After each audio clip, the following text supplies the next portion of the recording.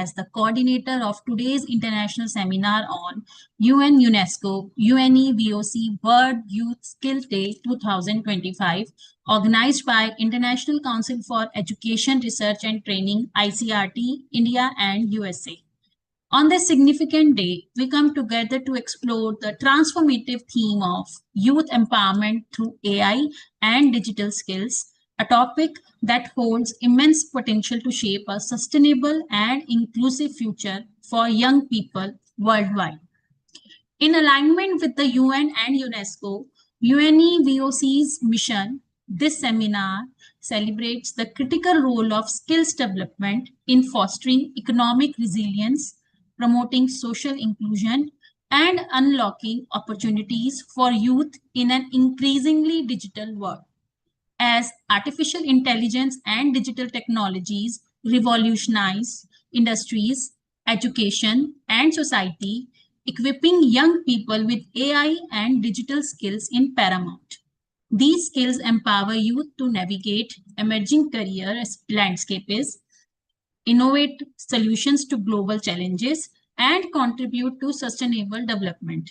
From mastering data analytics and machine learning to leveraging digital platforms for entrepreneurship and creative expression, AI and digital literacy are the cornerstones of a future-ready workforce. This seminar aims to delve into how AI can enhance educational access, personalized learning, and bridge skill gaps, particularly for underserved communities. We will explore how digital tools can foster critical thinking, problem solving, and collaboration, preparing youth to thrive in fields like technology, healthcare, and green economies. Our discussion will also address the ethical use of AI, ensuring that these technologies are harnessed responsibly to promote equity and opportunity for all. Thank you for being part of this important conversation. Let us now embark on this journey of discovery, understanding, and collaboration. It is with great pleasure and honor that we invite our chief patron of today's seminar, Professor Chaco Jose P., to address this distinguished gathering. Professor Chaco Jose P., Principal of St. Aloysius College, Thrissur, Kerala, as a distinguished speaker at today's international seminar. Dr. Jose is a renowned economist with extensive expertise in social impact assessment, economic development, and education. He has served as chairman of expert committees for the Thrissur District Collector, leading significant social impact assessment studies, including the Pathukkad Dam and Reservoir Project 2019 and the Charingara Railway Overbridge 2019. His reports are published on the Government of Kerala's official web portal. Dr. Joe's scholarly contributions include publications such as Economic Rationality, Competitive Markets, and Indian Development. 2013, Consumer Behavior in Multi-Brand Retail Stores in India 2012, and a chapter in Atmanirbhar Bharat, Opportunities and Challenges 2022, reflecting his deep engagement with economic policy and development. As an educator, Professor Jose has been a visiting faculty for MBA programs at the University of Calicut and Cochin University of Science and Technology. He has organized key academic events, including the UGC-sponsored National Seminar on Economic Policy 2015 and workshops on Kerala's development challenges. His commitment to professional development is evident through his participation in workshops on econometrics, environmental economics, and e-learning. Sir, may I kindly request to share your thoughts and insights with us? Thank you. Good evening, all. Today, we are into a international seminar, which is in coincidence with the World Youth Skills Day 2025, where the International Council for Education, Research and Training is organizing an international event on youth empowerment through AI and digital skills.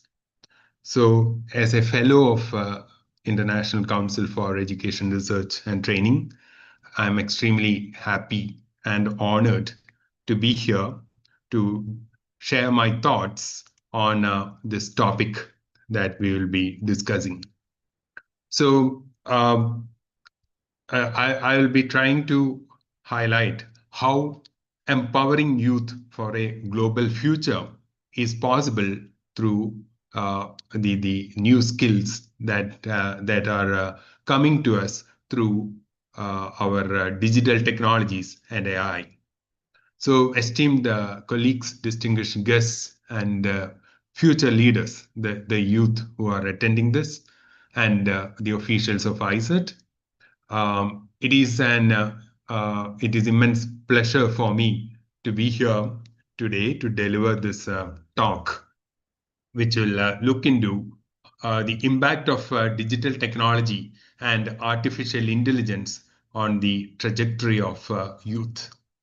Digital technologies and artificial intelligence have unlocked unprecedented tools enabling young individuals of today's world across geopolitics to shape their futures. As a professor of economics, I see not just technological advancement in this, but a fundamental reshaping of human capital, economic opportunity, and societal progress. So today, we will together explore how they can actively harness how we can actively harness these tools to build skills, launch ventures, and thrive in a global economy, and thus make this earth a better place to live. We live in an age where the pace of change is unprecedented. Those who are elders here can very well think of 25 years back when we didn't have a mobile phone so handy. 30 years back, the mobile phone was not existing. But today, the youth, it will be very difficult for them to believe that there was such a scenario. They are in a world where they cannot live even for a minute without their mobile device. And AI, which just came to our lives very recently, has become a part of our life. So the digital revolution, accelerated by the advent of sophisticated AI tools, is not merely an evolution. It is it's a very complex process of development of in the pace of development of humankind. It is transforming individuals. It is redefining jobs and creating entirely new paradigms for learning and innovation. For our youth, this is not just a backdrop, it is their stage, their canvas, and their challenge too. The question is, how do we equip the youth not to just navigate these landscape, but to thrive and lead with it, especially in the interconnected context? So we will see how enhancing it will help in enhancing capacity and skill sets.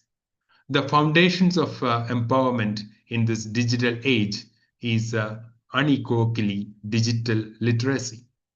This goes beyond simply using a smartphone or browsing the internet.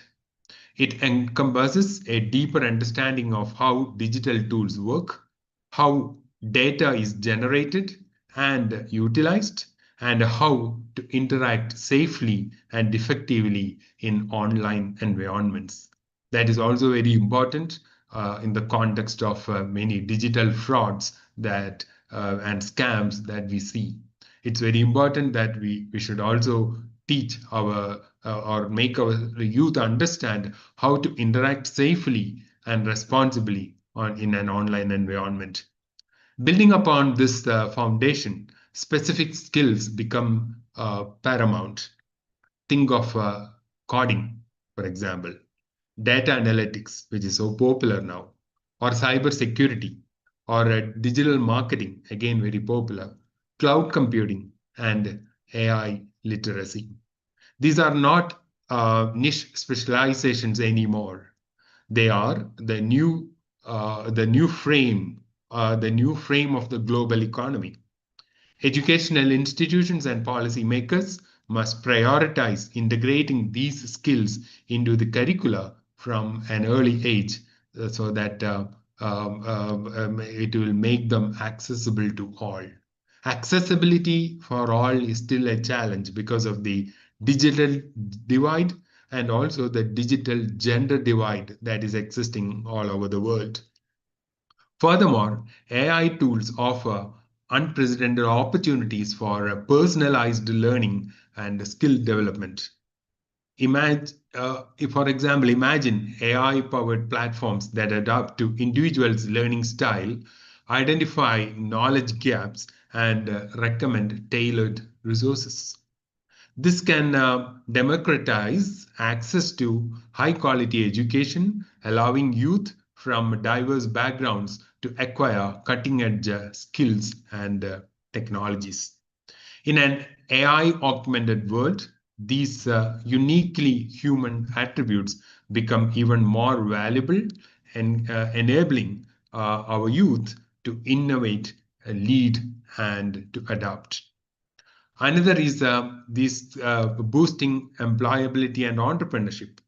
The nexus between digital skills, AI tools, and employability is undeniable.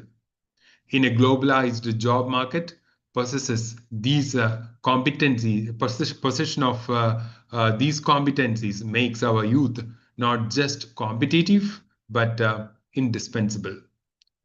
Companies worldwide are seeking individuals who can leverage digital platforms, analyze complex data, and understand the implications of AI. AI itself is becoming a powerful tool in the job search process also, from intelligent job matching to resume optimization. But beyond securing traditional employment, digital technology and AI are ignoring a new wave of entrepreneurship.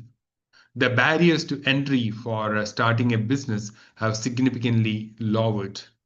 E-commerce platforms, digital marketing tools, and cloud infrastructure enable young entrepreneurs to launch ventures with a minimal capital, reaching global markets from virtually anywhere. Then we will also see how it is transforming higher education. Higher education stands at a critical juncture today. It must evolve rapidly to prepare students for a world shaped by digital technologies and AI advancement.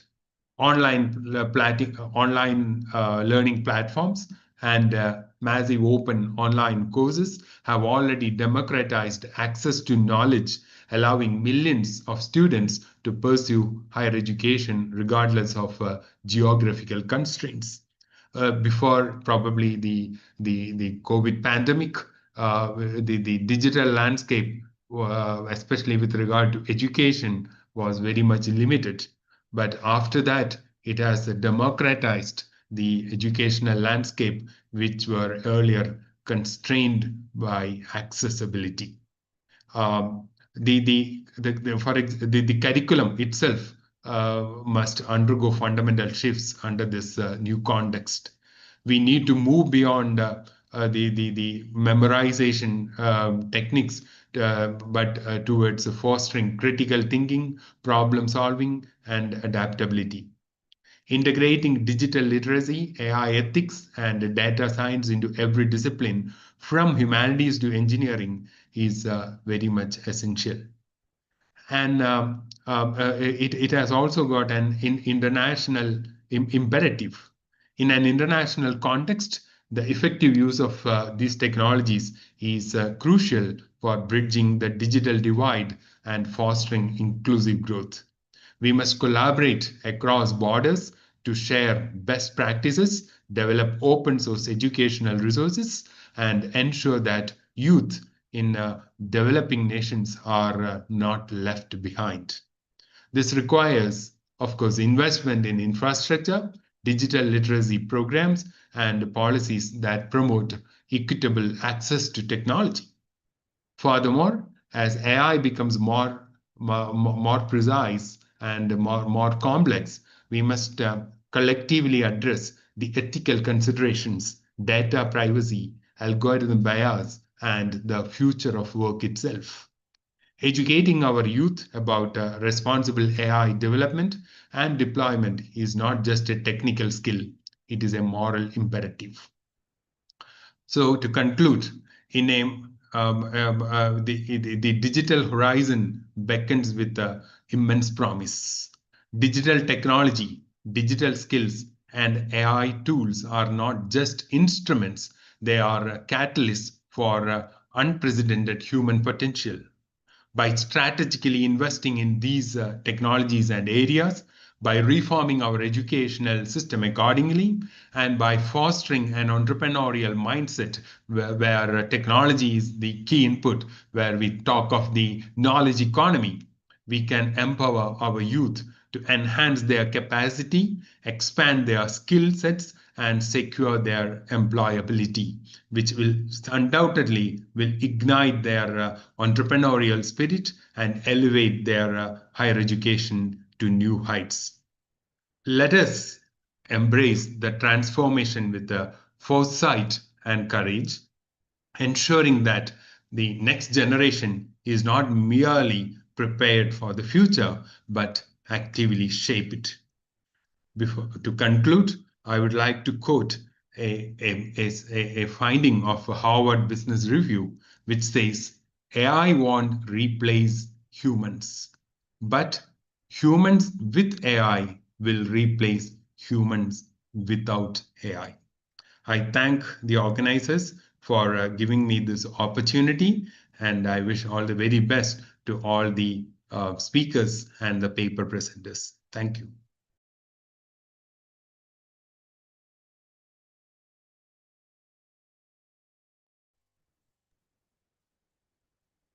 Thank you, Professor Chakojospi, for your compelling and thought-provoking address on leveraging AI and digital skills for youth empowerment and sustainable economic progress. Your expertise has provided us with valuable insights to inspire action and innovation in our ongoing efforts. Moving ahead, it's my pleasure to introduce our first keynote speaker, Dr. Helen K. Joy. Dr. Helen K. Joy, an innovator, educator, and researcher at the intersection of deep learning, video compression, and digital image processing.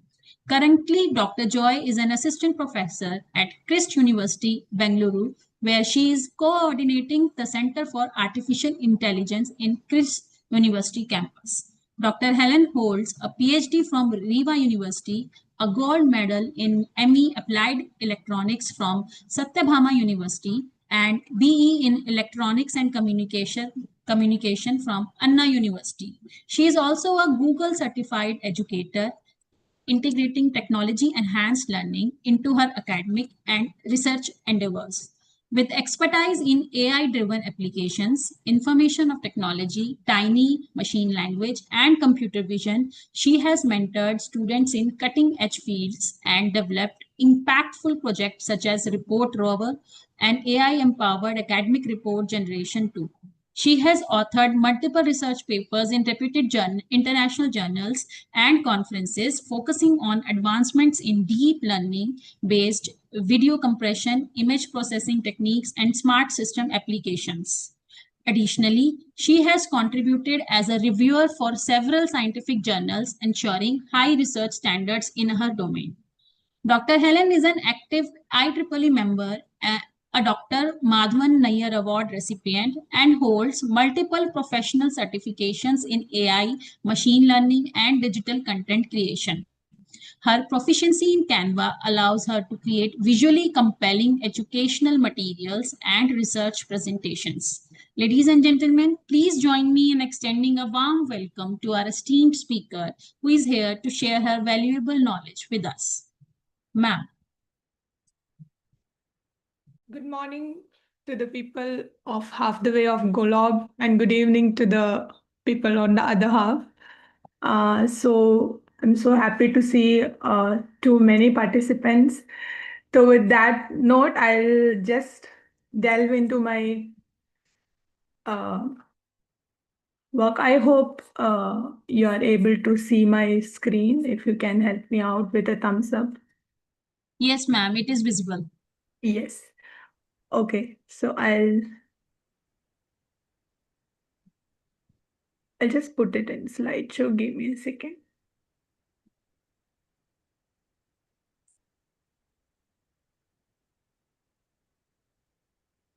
Yeah.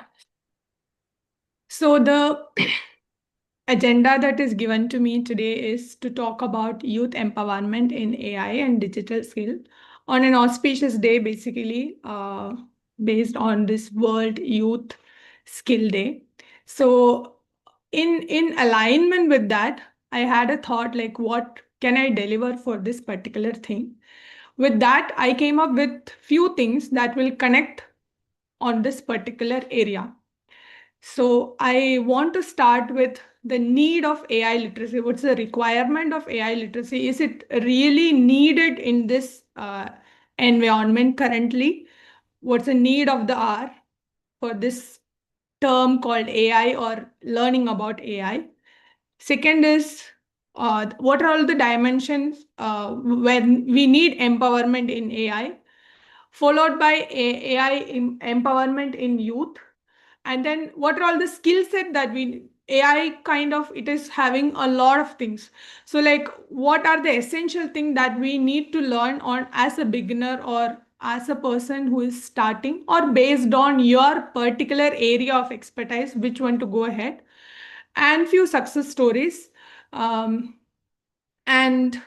what are all the issues? See, we can talk a lot of things, but when it comes into actions, there are few barriers that will be affecting us.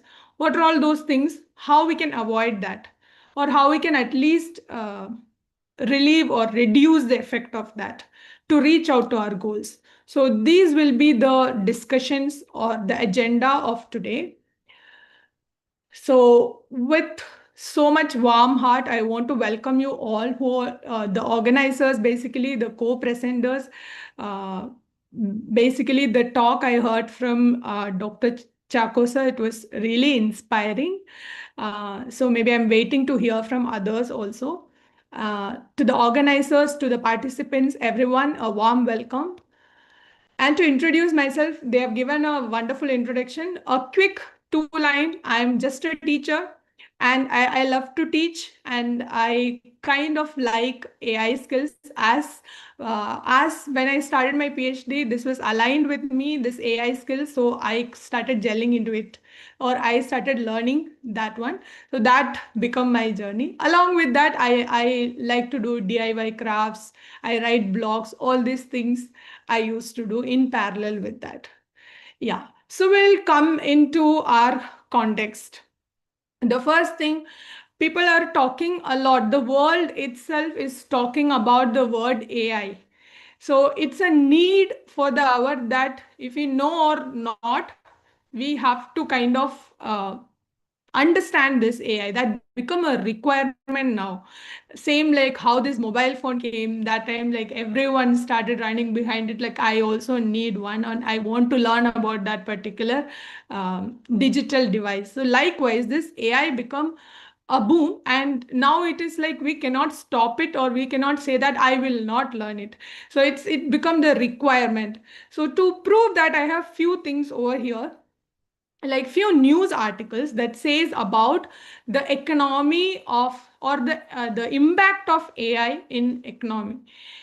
So you can see our side, like global AI spend like 60% rise in 2025. Even as like even the top companies like Microsoft, Amazon and all, even above that, this global AI spend, like all the companies also, all other things also, they started putting more share in this particular thing called AI. Not only companies, coming to this universities and educational institution, they also started spending or putting money into AI things, or started educating the faculties and the teachers towards that, because we cannot stop our students from learning, because this is open for everyone now. So we cannot stand ignorant to a set of students who is sitting in front of us who knows about this. So better that we have to learn and walk along with them to address them, because we as teachers, we have to learn about it and tell. One of the line that sir was saying is ethical side of it, which is right, which is wrong, that we have to teach them. So yeah, you can see AI have come up with like 150 billion USD. So that is quite a huge amount. And on the lower part, you have an IBM study. Basically, IBM is a company, one of the company that actually talks about more about AI and spend quite a lot in this part called AI.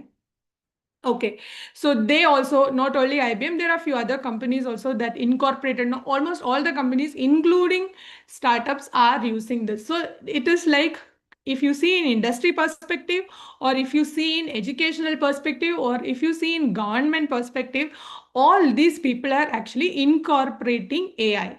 That means our society have already incorporated this. Now we cannot stand back and say, I will not take this. So this is the need or the requirement for learning AI. Few proofs I have put forward.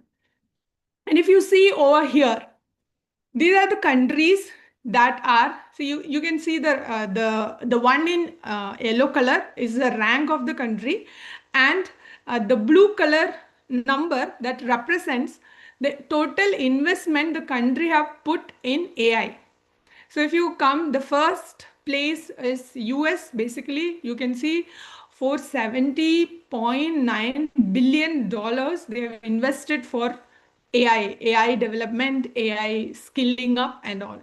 So our India holds a position 7, and you can see Canada, Israel, every other country is contributing quite a large amount of um, money into this particular thing called AI. So that proves that the requirement or the amount of energy that we need to put in learning AI is a need for the hour. So now comes the dimension of this youth empowerment. So if you ask me, the energy or the next generation is particularly, or like how our AI development should happen, is there in the hands of youth. So it is the need for the hour or the requirement that we need to learn this. So as an individual, what you need to do is you need to build confidence. You have to come out of your comfort zone and you have to start learning about this thing. As an individual, you can try that. As a social person, you can start teamwork. You can actually collaborate with the groups. See, the one that you are doing now, that is also a part of empowerment. You are joining to the community, or you are joining to the webinar seminars that is related to that particular thing to empower yourself in that. Then skill building, there are quite a lot of, I also will be showing few things, quite a lot of free platforms where you can learn about this thing. Companies like Intel, Google and all are providing free platform in very simple and interesting language for even a layman or normal person to learn about that. So we should know about it and utilize it. Then comes the economic part. See, here comes like only learning will become boring, but learning plus entrepreneurship helps you to gain money and all. So if you take up normal tools like Canva, maybe in your village or in the place where you are, if you want to make posters kind of thing, you don't have to depend on anyone. Even with your mobile, you will be able to generate things now. So converting your ideas to entrepreneurship or how to make money out of it is an art. That is, you can utilize the skills that you have learned to make money out of it. And that is how you can empower yourself. So I was just saying about this thing, like you have Intel AI for youth. So basically it is for the age of 8 to 19. This is globally inclusive. Everybody will be fitting into that particular thing. The another thing is generative AI for Google educators. This is especially for teachers. Others also can take up, but mostly this will be saying about, if you search in Google, if you type in, this is not complex, type in Google like generative AI for educators, you will be pointing towards this particular link. If you click on that, if you have a Google account, directly you can click on that, and using your Google account, these all courses, there will be plenty of courses, how to use Google Classroom, how to use integrate different other things in your teaching along with AI, about Gemini. All those things will be aligned in that. You can understand how to create a website for yourself, Google sites. There are many things. So that is free also. So you can start in your own pace. It is not like you have to start and finish today only. You can take your own time and finish, and you will be getting certificate for that also. That is from directly from Google, you will be getting the certificate. Same with Google AI Educators program, that also says about how to give prompt, how to use Gemini, all those things. Okay, so the platform is yours. It is free. You don't have to pay anything for this particular thing called Google Educator thing. You can just type in Google for the free certifications or Google skill development. So this is one of the thing where you can utilize the thing provided by, or this part is called skill development, where you can uh, enrich your knowledge on this particular thing. Okay, so now telling about the technical skills. This is bit on a technical side, how you can learn bit more on this one. Coming to, you should have, the first thing that you need is basic programming skill. This is for the coding part. Okay, if your idea is just to know about AI and make it, that part is also coming. I'm talking about the technical skills or the coding part or development part.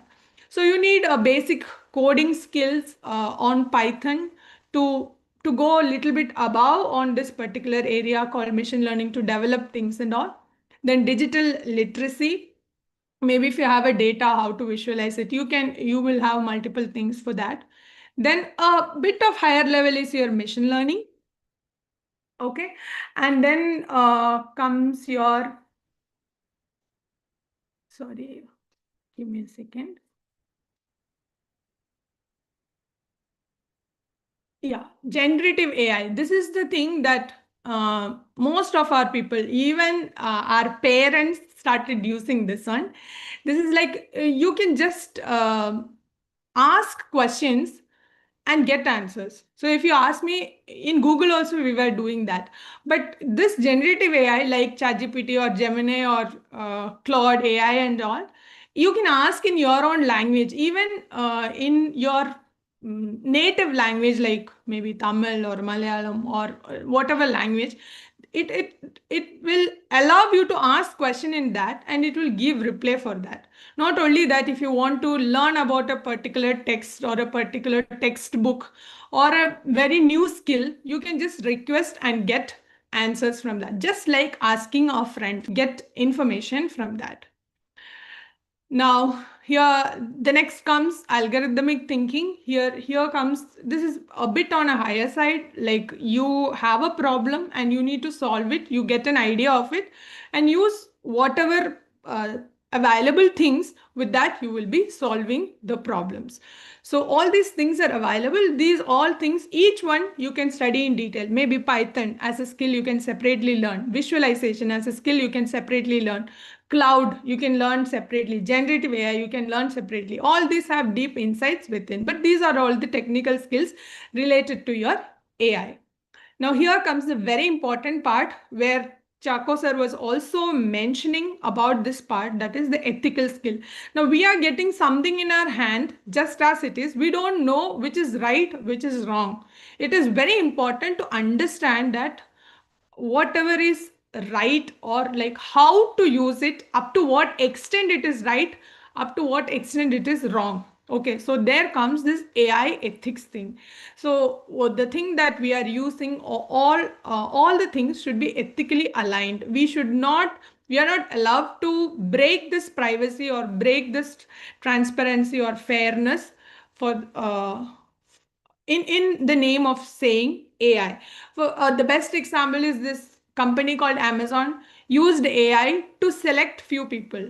Okay, there was no human intervention. Only computer was trying to see the resume and selecting. So what happened? It was a big failure. What happened was it was biased towards one particular gender while selecting. So this is ethically wrong. So such kind of things need to be detected, and we should understand such kind of thing and reduce.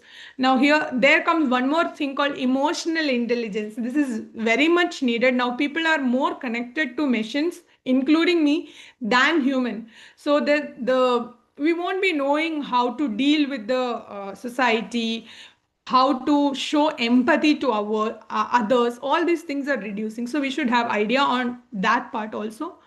So we should when we should educate others about the requirement of this one, like responsible behavior, how to behave in online, what is our limit, all these things should be clearly mentioned. And the chance of emotional connection towards this mission also will increase.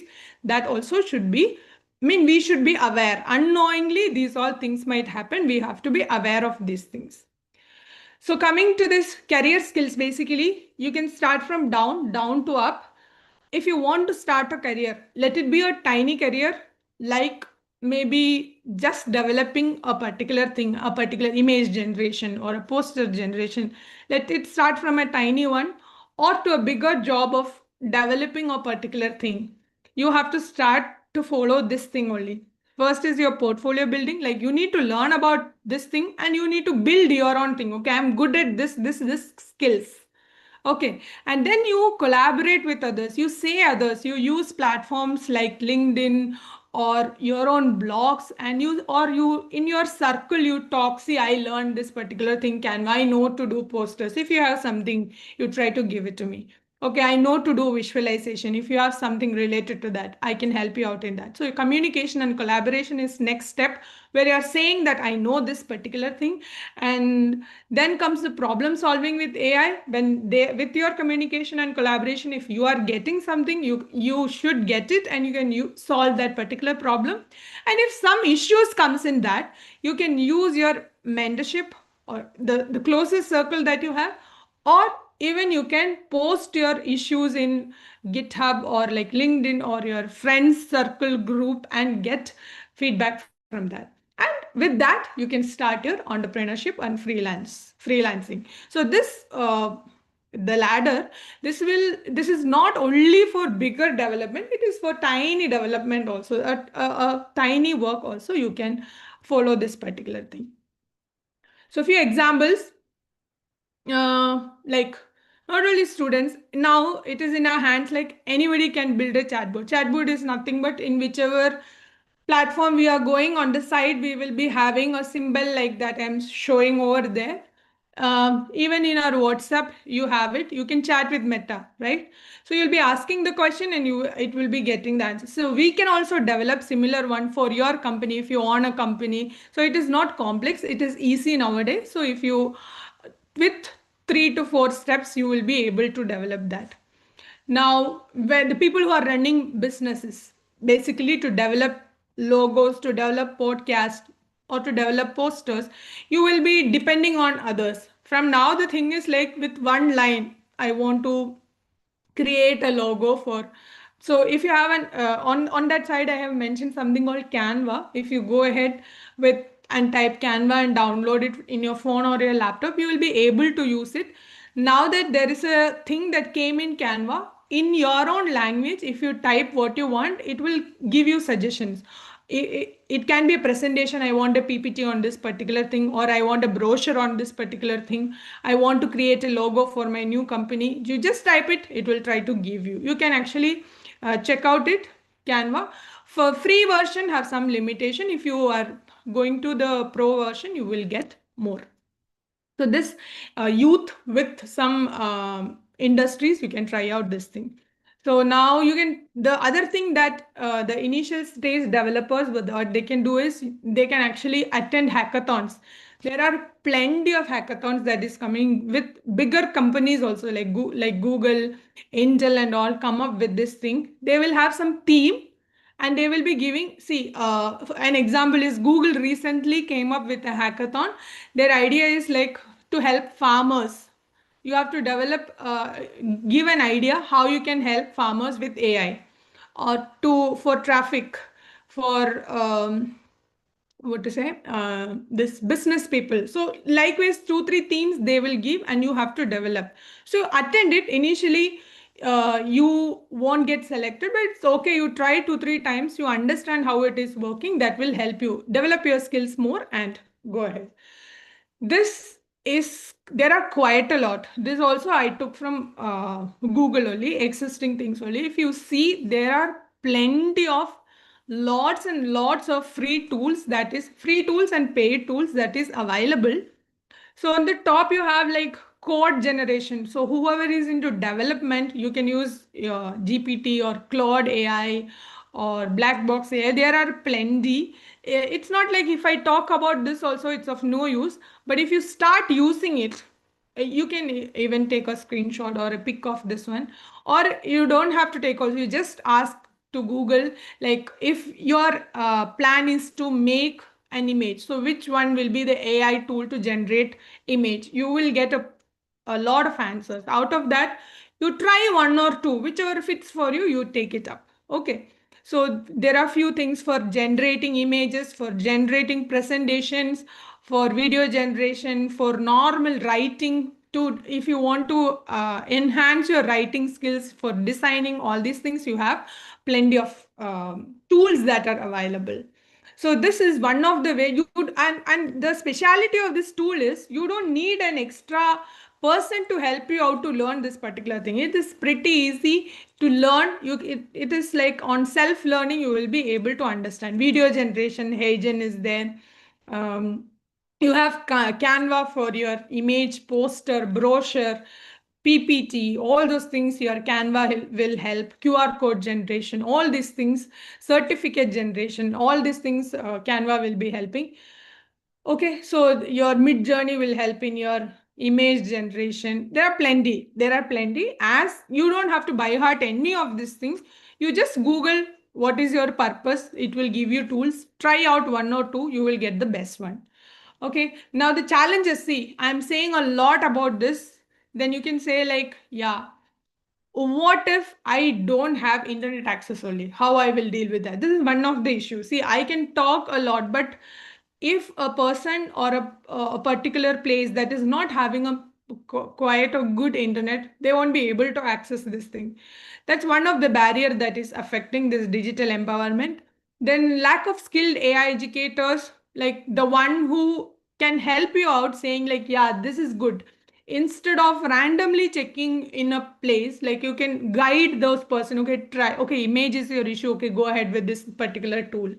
Okay, so such kind of AI educators, that's one of the barrier, but you can actually empower the educators and help them. And this kind of self-learning contents in Google can also try to reduce it. Now, exclusion of particular gender. See, when sir was talking, sir told about digital divide. Digital divide is nothing but few set of people know about everything and few set doesn't know. Maybe a digital divide is there between we and our parents. Okay, we know about all these technologies. Our parents or our grandparents doesn't know. That's a digital divide. But there is one more extra thing that he added. I actually liked it so much. Digital gender divide. In the sense, few particular gender is not allowed to use, or like not coming in front to use this particular tools. Okay, that is also an issue. Then religion, language, all this are also there as a barrier. Okay, but then like if we have real will, particularly, we will be able to reach out. So this rural versus urban digital divide, that is also there. These all can be considered as challenges, but then there are options like to, if the teachers are not skilled, we can upskill them. So if we can actually request but government also came up recently with many of the things. We can utilize that, we can understand, or we can use the self-paced learning skills to develop that. Okay, so these are what are the benefits? So if you ask me like what after learning with so much difficulty, what are all the things that I can earn? You can have better employability, future leaders, socially good person, and you can have global collaboration. After learning, even if you can work with other companies that is outside also. Yeah, this is about the opportunities. Obviously, it is growing, demand is there. Then program expansion, educational integration, and ethical innovation. One of the note, I just want to stop this particular thing. On the side, you will be able to see our students in the university have developed an AI-powered report generator. One of the issue that we teachers were facing is to create one of the tiny thing only, create report. So we don't want to spend much time on report. So this came up with a thing like if you upload the poster, it will give you the report. So you as an educator, you can actually mentor the next generation to develop. See, this is not a big development, but they are just using whatever is available. They use Gemini to create this one. So likewise, with the available tools, you can apply it on your problems that is around you. Okay, with that, I want to finish my talk. So youth empowerment in AI, it is like innovation or learning plus inclusivity, combining everyone, creating an impact on the society. So these are the few references, which all the news that I have given, these are the references for that. And you can connect with me in LinkedIn. You can, if you have some doubts, if you have some things to share, you can actually connect with me.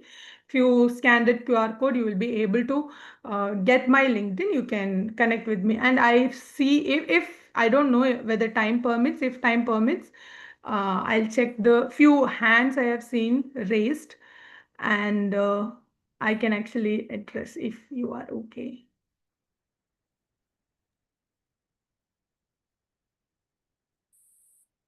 Ma'am, after this, we have a question answer round. In that, participants can ask. Yeah. Yes. Okay. Thank you so And if much. there is any question which remains unanswered, then you can answer later on. Yeah, sure. Thank you so much, Okay. everyone. Thank you so much for giving me this opportunity. Okay. Thank you, Dr. Helen K. Joy, for your inspiring and insightful presentation on harnessing AI and digital skills to empower youth. Your heartfelt message and sincere passion have truly moved us, sparking renewed motivation and a shared vision to drive inclusive innovation for a more connected and hopeful future. Thank you, ma'am. Now we have the privilege of hosting an open house discussion and question and answer session by the co-patron of this international seminar, Dr. Dilpreet Kaur. Dr. Dilpreet Kaur is currently working as an assistant professor at University Business School, Guru Nanak Dev University, Amritsar. Holding a PhD and an MBA in finance, Dr. Kaur is a double gold medalist and UGC NET JRF qualifier with over a decade of experience in teaching and research. Dr. Kaur has presented research paper at more than 50 national and international conferences and participated in over 100 faculty development programs, workshops, and webinars. Her research portfolio includes over 10 publications in ABDC, Scopus, and UGC Care listed journals, along with more than 20 book chapters, including those in Scopus and elsewhere indexed books. She has also edited 4 research books.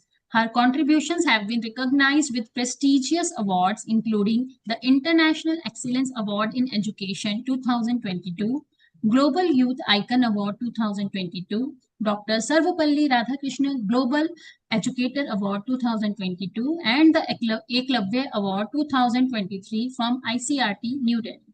Dr. Kaur has served as a resource person at various national and international platforms, judged college events, and acted as a reviewer for reputed journals. She has also been instrumental in coordinating the National Education Policy implementations at Guru Nanak Dev University, while leading roles as cultural, syllabus, and examination coordinator and heading the Dinero Finance Club at University Business School.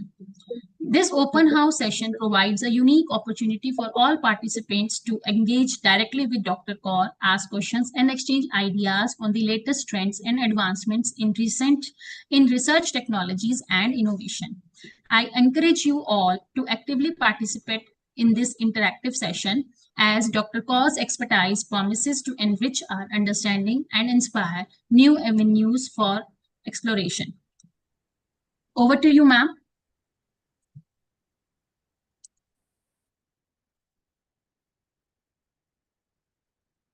First of all, I want to pay my gratitude to Dr. Helen Joy for all the practical insights about youth empowerment and AI the ma'am has provided.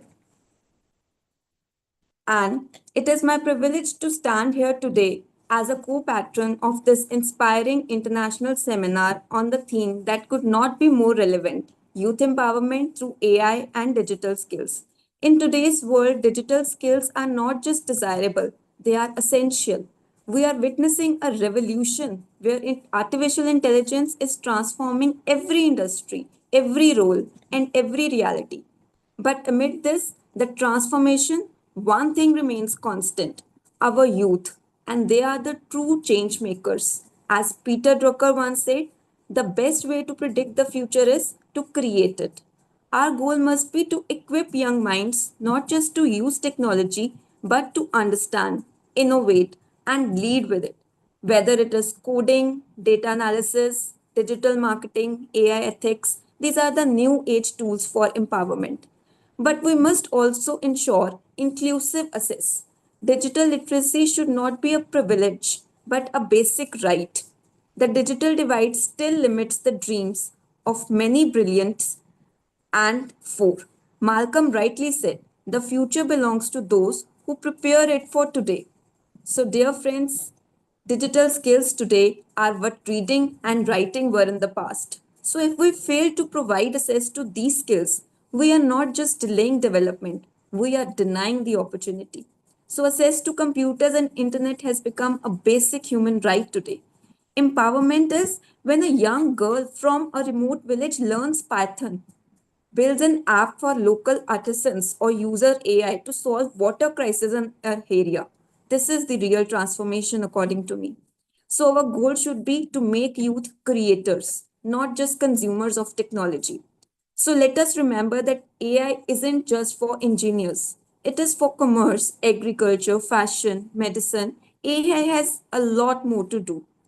While AI is intelligent, we must also ensure that youth remain wise, because without ethics, intelligence becomes dangerous. So let's empower young minds with not just algorithms but values as well. So, this open house discussion is just not about asking questions today, it is about opening minds. So, I look forward to hearing your voices, your ideas, your visions for a future empowered by knowledge and innovation. So, you can raise your hand, I will unmute you, or you can unmute yourself and you can ask questions to our honorable keynote speakers. You can raise your hands, please.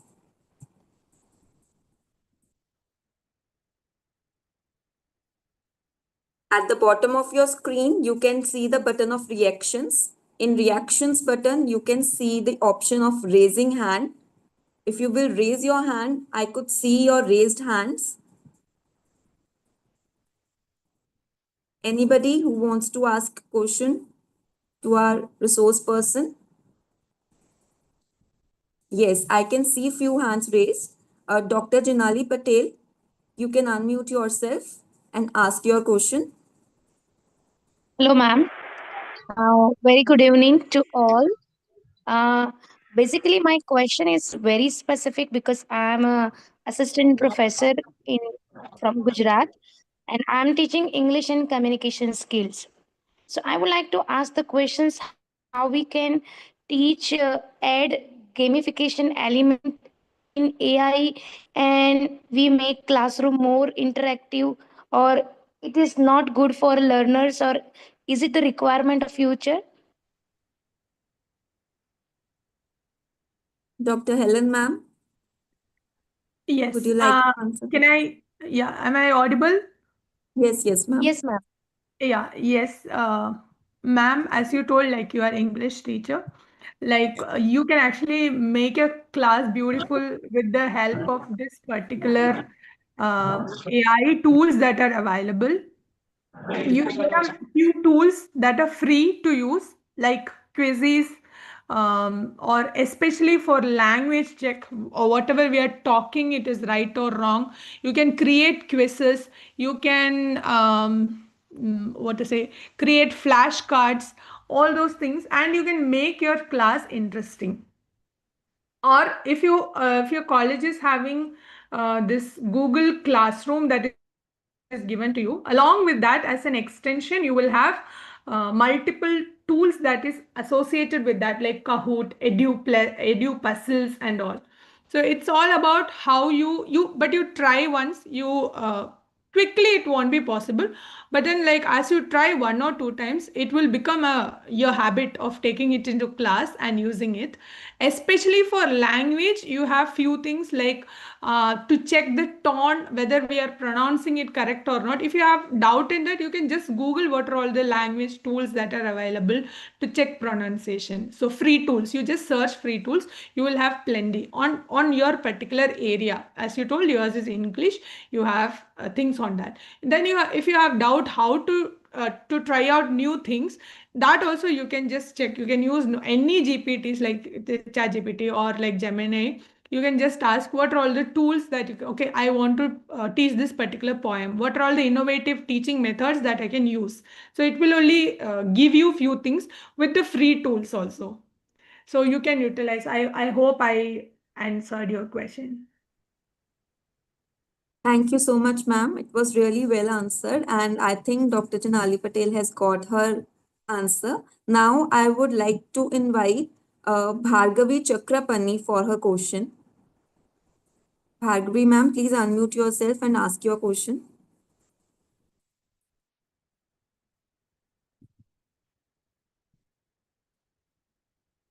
Hello, can you hear me now? Yes, we can hear you now. Good evening, ma'am. I would like to ask you, are there any AI tools that could help us do research, ma'am? Because we as a faculty need to research also, right? Is there any way to track who is doing currently similar to our research? Uh, Yes, ma'am. So there is a tool called Paper Digest where you can actually type your research area, Paper Digest. So if you type your research area, mine is like deep learning. If I'm right, deep learning in video compression, if you type and click the search button there, it will give you the review papers. That will be the review papers with the link on that particular topic. If your topic is, for example, I'm taking my own topic like deep learning with video compression, it will give you the list of 10 to 15 papers that is recent and existing. You have option to edit there also, like do you need only journals or only recent papers and all. That is there are some other tools like Skyspace and all, and some writing tools are also available, but then like don't depend on writing tools much, because along with plagiarism there is one more thing available now that is called AI detection. So if your AI content is more, there are chances like your journal will reject you. That is ethically wrong. You can create with the content, or the idea should be yours, but you can take the help of paraphrasing tools like writing tools for that. But if you take idea itself, that will be wrong. There are few journals that are coming up with some criteria saying like you can use AI tools for writing, but not for idea creation or for taking this thing. So for literature review, Paper Digest is there are plenty, but Paper Digest is something that gives you relevant or correct journals. If you click, that journal will come. But then if you type in ChatGPT, give me 10 papers on this particular thing, that won't be right. Actually, it will, there is this thing called hallucination, same like some answer it should give, so it will create some answer and give, it won't be genuine. So that is also there. That is where we have to understand which is correct tool, which is wrong. So this Paper Digest you can actually trust, because it will go to our Google Scholar and existing available tools around, and it will pick from there and give you. don't ask ChatGPT or this Gemini thing. It will give you random answers. That for research purpose, this GPTs are not good. This one you can trust, but yet you need to confirm it. There is one more called Research Rabbit that will help you in literature survey. Jenny AI is there, but that is paid. So if you still have doubt, you can just Google all these tools. That also will come up. Okay, sure. Thank you. Very insightful, ma'am. Very insightful, really. So now I would take the next question by Dr. Pramod Kumar, sir. Sir, you can unmute yourself and ask. Good evening, everyone. Thank you so much, ma'am. Ma'am, I have a questions regarding to the AI tools. As a researcher, as I am working as assistant professor in Dr. Bhimrao Ambedkar University, Agra. Ma'am, as we take the Google links and like that in some other web sources. So is it possible in upcoming, the time, suppose we take something, whatever you take material for research and we quote. So is it possible to quote the AI? Is there any kind of web sources maybe might be available that suppose we are taking the stuffing maybe the text or some content from the AI tools? So can we quote in research? Is it possible in AI? Might be AI maybe used as the web source. Generally, I mean, in your question, what I understood is, you are asking like, can I cite Used AI as a site. generated Yeah. content? Yes. Okay. So basically, AI generated how this AI will generate content. It doesn't have its own brain. So what it will do is it will be just checking in the available resources. Same like how I am answering it to your question. Whatever knowledge I have in my brain, Sorry. Okay, ma'am, is it a search engine or what? it is Can not be used search as a engine, way but to. it is, yeah, that is what I'm answering. How human will respond. We will have some data stored in our brain that we will be taking based on your question. I will process in my brain like, yeah, did I know this thing? And quickly it will try to give a response to you. The same way only your GPTs also will work. It is already stored with so many contents, in the sense maybe the paper content or the available books that is there. All the things in the backend, it is stored just like how we have things in our brain. So when you ask a question, it will search inside all of that and will understand and try to give you an answer. That is how it will respond. So it will not generate its own content basically, but then especially in research and all, whatever is available content, from that only it will try to give. That is why I was just answering Bhargavi ma'am also. It can try to give you wrong answers. Same like how we, if we are not clear with some answers, we will try to give some answers, right? Likewise, there are chances like it can give some random answers. So we should, especially for research, that is why we will not use, because we don't know whether the answer that it is giving is right or not. We should have the base knowledge that yes, it is wrong. This will, as it is, the function is to generate or give answer. This will give you some answer. But we as humans should understand that this is correct or wrong with what knowledge we have learned. And about the citation part, if your question is like you have used some part of that AI generator for your creating your content, paraphrase, the Springer and all journal, that they are saying like there is an part called acknowledgement where you can write that you have used AI tools for paraphrasing. But no journal or no research institution will accept taking idea from AI. I mean, any GPTs Ma'am, generated. sorry to interrupt you, ma'am. Yes, Just please. questions, a similar question. Suppose it AI gives the negative answer or the wrong answer, then who will be responsible for that? Because the new generation is as I nobody wants to go to the primary stores nowadays. The youngsters is going to search through the AI. So how would we deal with this AI? Suppose it gives the wrong answer, then who will be responsible for that? This Who will is be where, responsible? yes, I got your question. This Yeah, is where yeah. the no, the importance of ethics in AI will come. See, we have learned something. We know which is right, which is wrong. That is why we are able to understand that this particular answer that GPT is giving is wrong. So that is why still we believe that Harvard study sir was saying no, like AI with human is intelligent, but AI So, standalone is actually not at all intelligent. So human so intelligence, ma'am, yeah. Is it important for the researchers to go with the primary books first? it is yes, sir.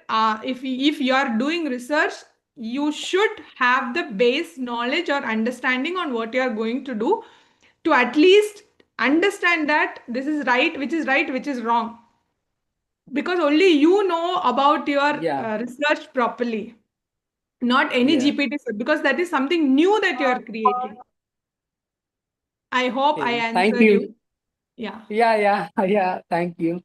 Because, Thank you so yeah, much, thank ma'am. you. Thank you so Actually, much. great revelations and insights on how we can integrate AI with research. Now, I would quickly take our next question from Rekha Samnani.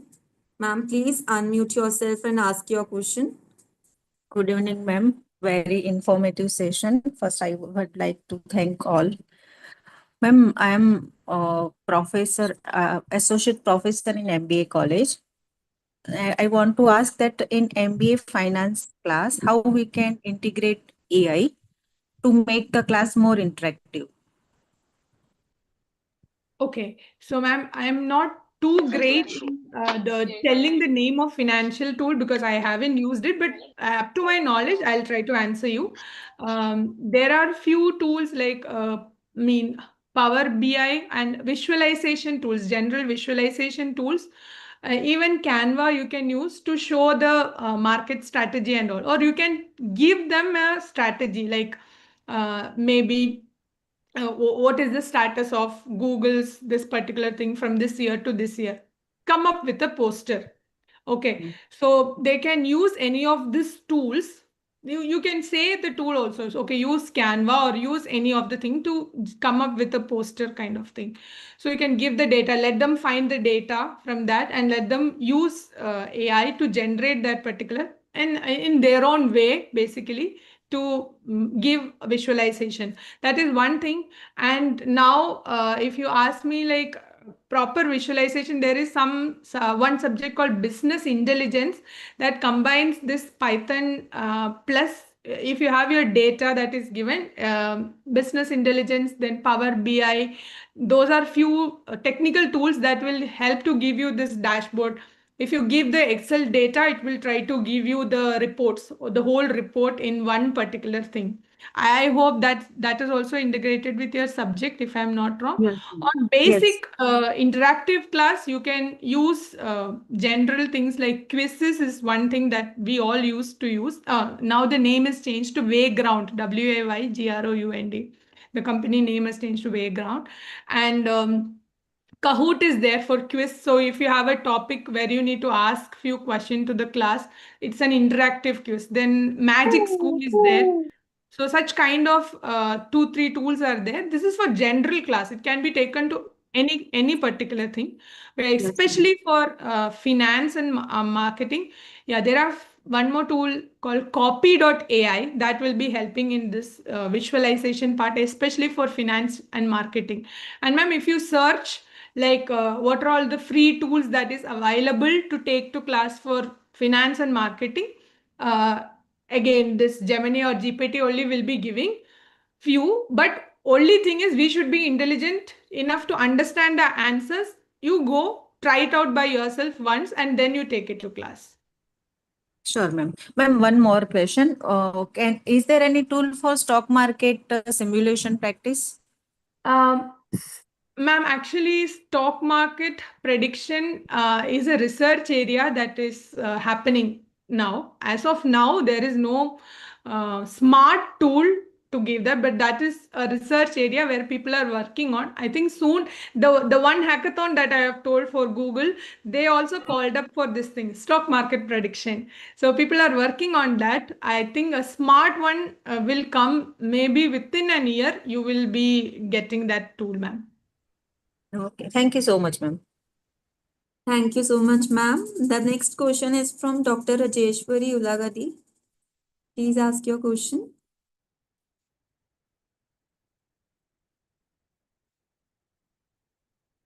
Ma'am, you can unmute yourself, Dr. Rajeshwari, ma'am, and ask your question.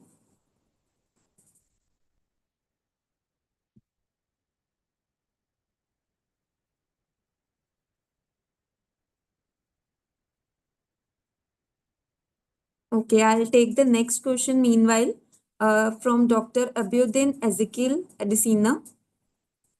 Sir, you can unmute yourself and ask your question. Madam, can you hear me? Yes, I want to Yes. appreciate our presenter. Dr. Rajeshwari, ma'am, please wait. Dr. I Abiuddin, want to please ask your appreciate the question. presenter. The question I have here are two. There are two questions. One, what are the potential ethical implications of using AI for youth empowerment? What are the potential ethical implications for using AI for youth empowerment? And how can we ensure that young people are equipped with the necessary critical thinking skill to navigate these challenges? That's my first question. My second question, how can the masses fault factor, when I talk of fault factors, I mean people's fear, people's uncertainties, people's doubts about AI be curtailed to enhance youth empowerment through AI tools? Those are my two questions. Thank you very much. The question, whether I received it correctly or not. The first question is, what are all the potential empowerment that we can give for the tools that are available? And the second question is, how the doubts in that particular thing can be clarified. If I'm not wrong, can you give me a thumbs up if my question is right on what you asked?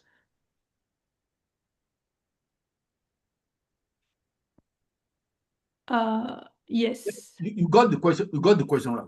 Yes. Okay. Thank you so much. So if you ask me the tools, again, it depends on the person. So if I am a person who just want an entrepreneurship, or maybe like, imagine that I have a small scale industry where I will be working on this printing of posters, flux, and things like that. So what he can do is, he or she who is taking up that particular job, what he can do is, he can add AI into his work to work smarter, because previously, to generate a poster or to make a particular thing, it takes a lot of time. You have to have a particular software, you need to work on that. So it is hard. So what he can do to empower his skill is learn what are all the trends that is happening in that particular thing, learn a bit about this Canva or what are all the other tools that is available, enhance himself, and be smart in that. Now, aligned to the second question, how he can do. First is, there are plenty of free trainings that is available. Okay, so if you search in Google only, you will be getting, everything is not free. I'm not saying like everything is free, but there are free tools that is available, free resources that is available. If you feel that to get a basic understanding, that is enough. If you if you want to go to the next level, you have to pay a bit for that and learn that particular skill. Now, trusted things are there. Trusted websites are there. One is like Google, where you can, I have already told you, Google Educator or Google AI skills. If you type, you will be having options, especially for marketing, for educators, like that. So you can spend a bit time in learning, whatever is the age. Whatever is the age, break the age, start studying new things, and then you can execute. So about one example I have told, making poster. Likewise, whichever is your industry, whichever is your area, maybe it can be chatbot development, it can be like this poster, or you can be a teacher. A teacher also have to learn quite a lot, because the students, they are also learning with us. So we have to train. Even if it is a government official, he or she should understand which is right, which is wrong. So all, it's not based on age. Whoever need empowerment, they have to learn what is coming newly. So slowly we need to learn. Basically, skill enhancement is one answer for your question. So that is the only option, and discuss with in this forum, in this kind of forums, and within your network to get more insights on that. Thank you. Thank you so much, ma'am. I can still see many hands raised up, but I can only take 2 to 3 questions as far as our time constraint is considered. So rest of you can please type your question in the chat box. We'll try to answer it there only. So next question, I would like to ask Dr. Rajeshwari ma'am to please ask her question. Hello, madam. Am I audible? Am I audible, madam? Yes, Can you hear ma'am. me? Yes, ma'am. Yes, ma'am. Yes, ma'am. Okay. Madam, this question is regarding using the AI tools for generating figures. I have used a particular content, I have generated one figure. So do we have to acknowledge, of course, AI there, or the person who has given the content for it? You are using it in your research paper, ma'am? Yes, yes. I'll be You can using use the figure. Yeah, ma'am. So citation of the figure, generally how we will be using is the content is yours. So the content ownership is with you. When you're writing your acknowledgement, the paper at the end you will have acknowledgement. You can say like you have used AI tools to generate few images that is quoted in this research paper. So that is more than enough to mention that you have, because you are not copying any idea. You are just using a tool to make your picture a better one. That is not a wrong thing. You are not copying idea, you are just assisting, or you are using it as a servant to do a particular thing.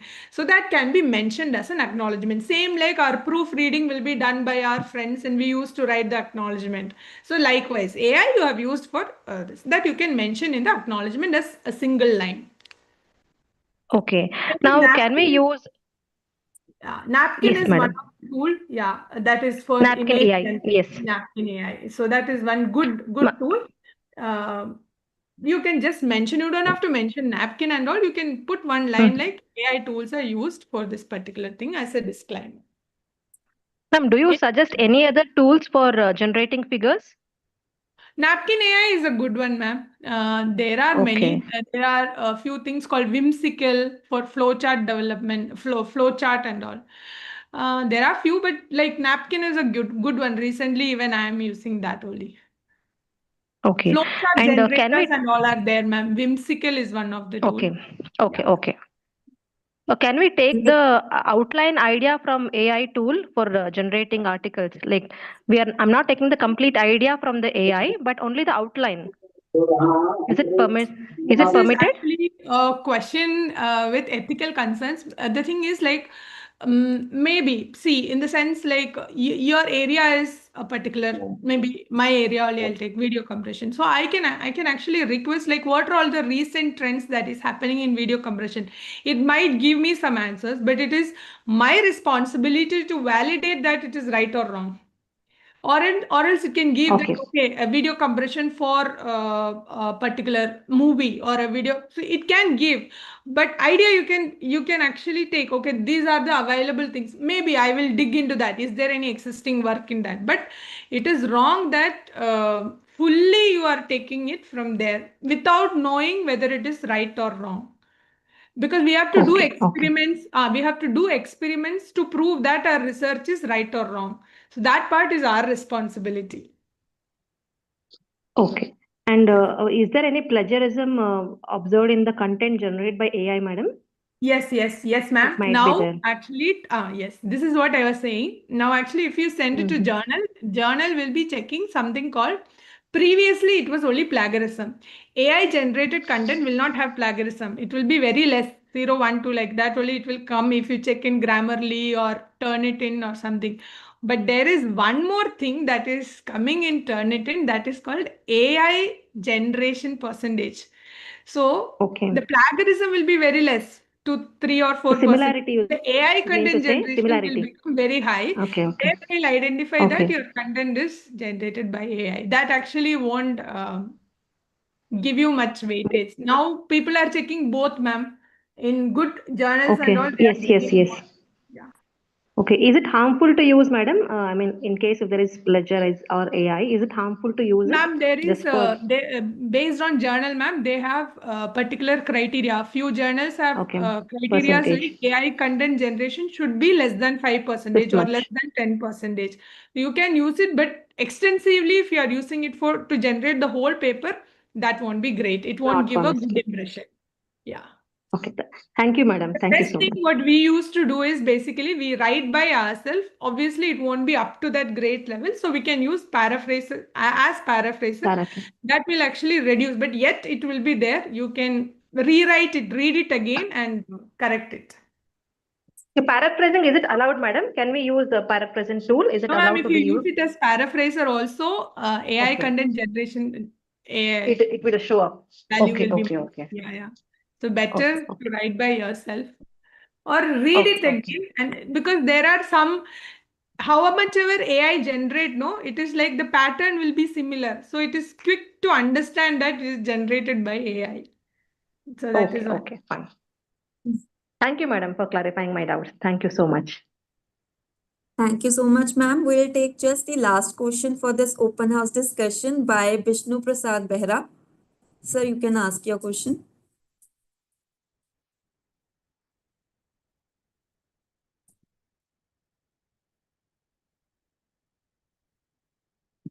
Sir, please unmute yourself and ask your question. Vishnu, sir. We Yes, are unable. good evening. Am I audible? Yes, yes, sir, you are audible. Good evening to all. This is a very nice session. But my question is, ma'am, many scholars search different books for their research work. So different authors are writing different books for the scholars.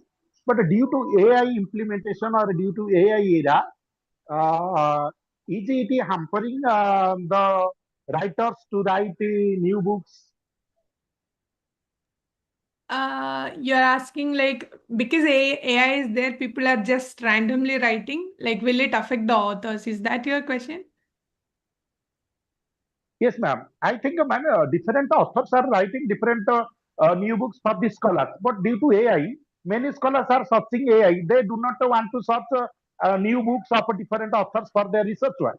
Now, due to AI area, many students are not interested to search different books for their research work. Only they are searching through the GPT or through AI. Is it hampering the to reduce the reading process of the authors? The reading part, again, this comes like obviously for understanding few concepts. See, there are concept wise, if you ask me, there are few things, few basic things that is there, and few, if you think of the research level, few advanced things are also there. So for the basic things, it is okay to use GPT. For example, I'm running through a particular thing. I don't, because I am from a technical side, I don't know anything about management. I'm getting a word supply chain. So I just want to know what is supply chain. I can just GPT, I can use any GPT to understand what is that. That is one of the good thing with GPT. But then if I want to do a research in supply chain, GPT won't be a great option for me. So for that, obviously the student or the particular researcher need to know more about it, where the experience of the faculty in supply chain, where the strong books in supply chain only will help in that. But the initial or normal understanding, you can use GPT. See, the base thing is AI can be just, you can use it as a servant or a maid for yourself to understand. See, there is a difference between a maid and a professor, right? So a maid will help you to clear out your base things and all. But a real core professor to them only we will be asking the insightful questions and all, because they know the clear things. So it is like that. You can use AI to understand your general doubts in some areas where you are not clear, the base definition, base understanding, how it is happening and all. But then to have a clear understanding, we have to learn. So there is a quote I read somewhere, like machines are learning, but humans are resting. So these machines are learning and becoming smart. How machines are becoming smart? It is actually learning the contents that is available and it is giving. But because of that, if we go dumb, then we won't be able to understand which is right and wrong. GPT is giving something. If I don't have any idea about it, how will I understand this is right or wrong? So for that, I have to learn by myself. How I can learn? By having lectures, proper books and proper person who know about it. So that is where the value of guide and good books will come. That will never go actually. The core content will never go. So to do a proper research, we need it. The other things won't be a proper development, basically. I'll say that. That is what is my perception on this particular thing. And there is one more thing I need quickly. I'll add and I'll stop this one. There was a study, interesting study done by Harvard University. So they divided the set of people to three. Mostly, maybe you people might be knowing it. One set of students, they have given GPTs. To one set they gave Google. To one set they have not given any tools. And later, after some days, they have analyzed the cognitive, the understanding, the cognitive part or the brain development, and they understood that the people who are using GPT, their cognitive part is not developed much. It is resting. But the people who are not used all these things, their brain development is better. I mean, the brain cells are active. So that's what. Machines are becoming smart, we are becoming dumb. So learning part, we also have to enhance. This is a Harvard study. It is recently trending actually. So thank you so much, ma'am. This open house discussion was very insightful and very engaging, and I must appreciate that all participants were really very interactive. And I still can see many hands raised, but due to time constraint, I have to wind up this session.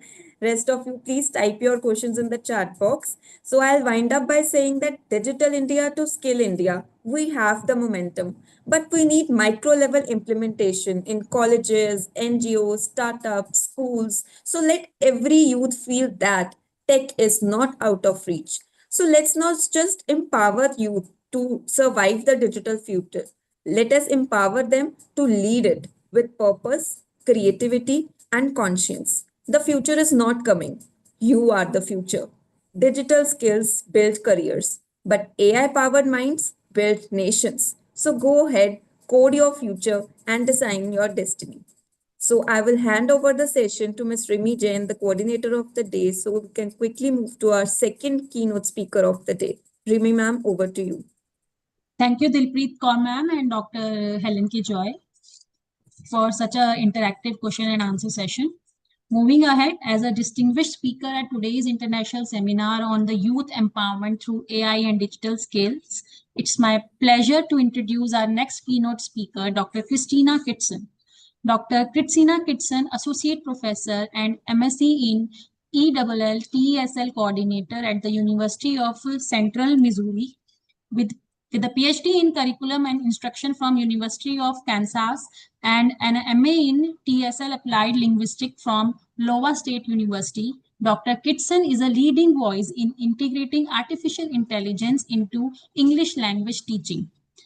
Her groundbreaking work includes the 2025 publication TESL Zip Guide, AI in English Language Teaching, and co-authored works like leveraging AI tools to enhance writing skills and assessment in language education, and integrating AI in language learning, boosting pragmatic competence for young English learners.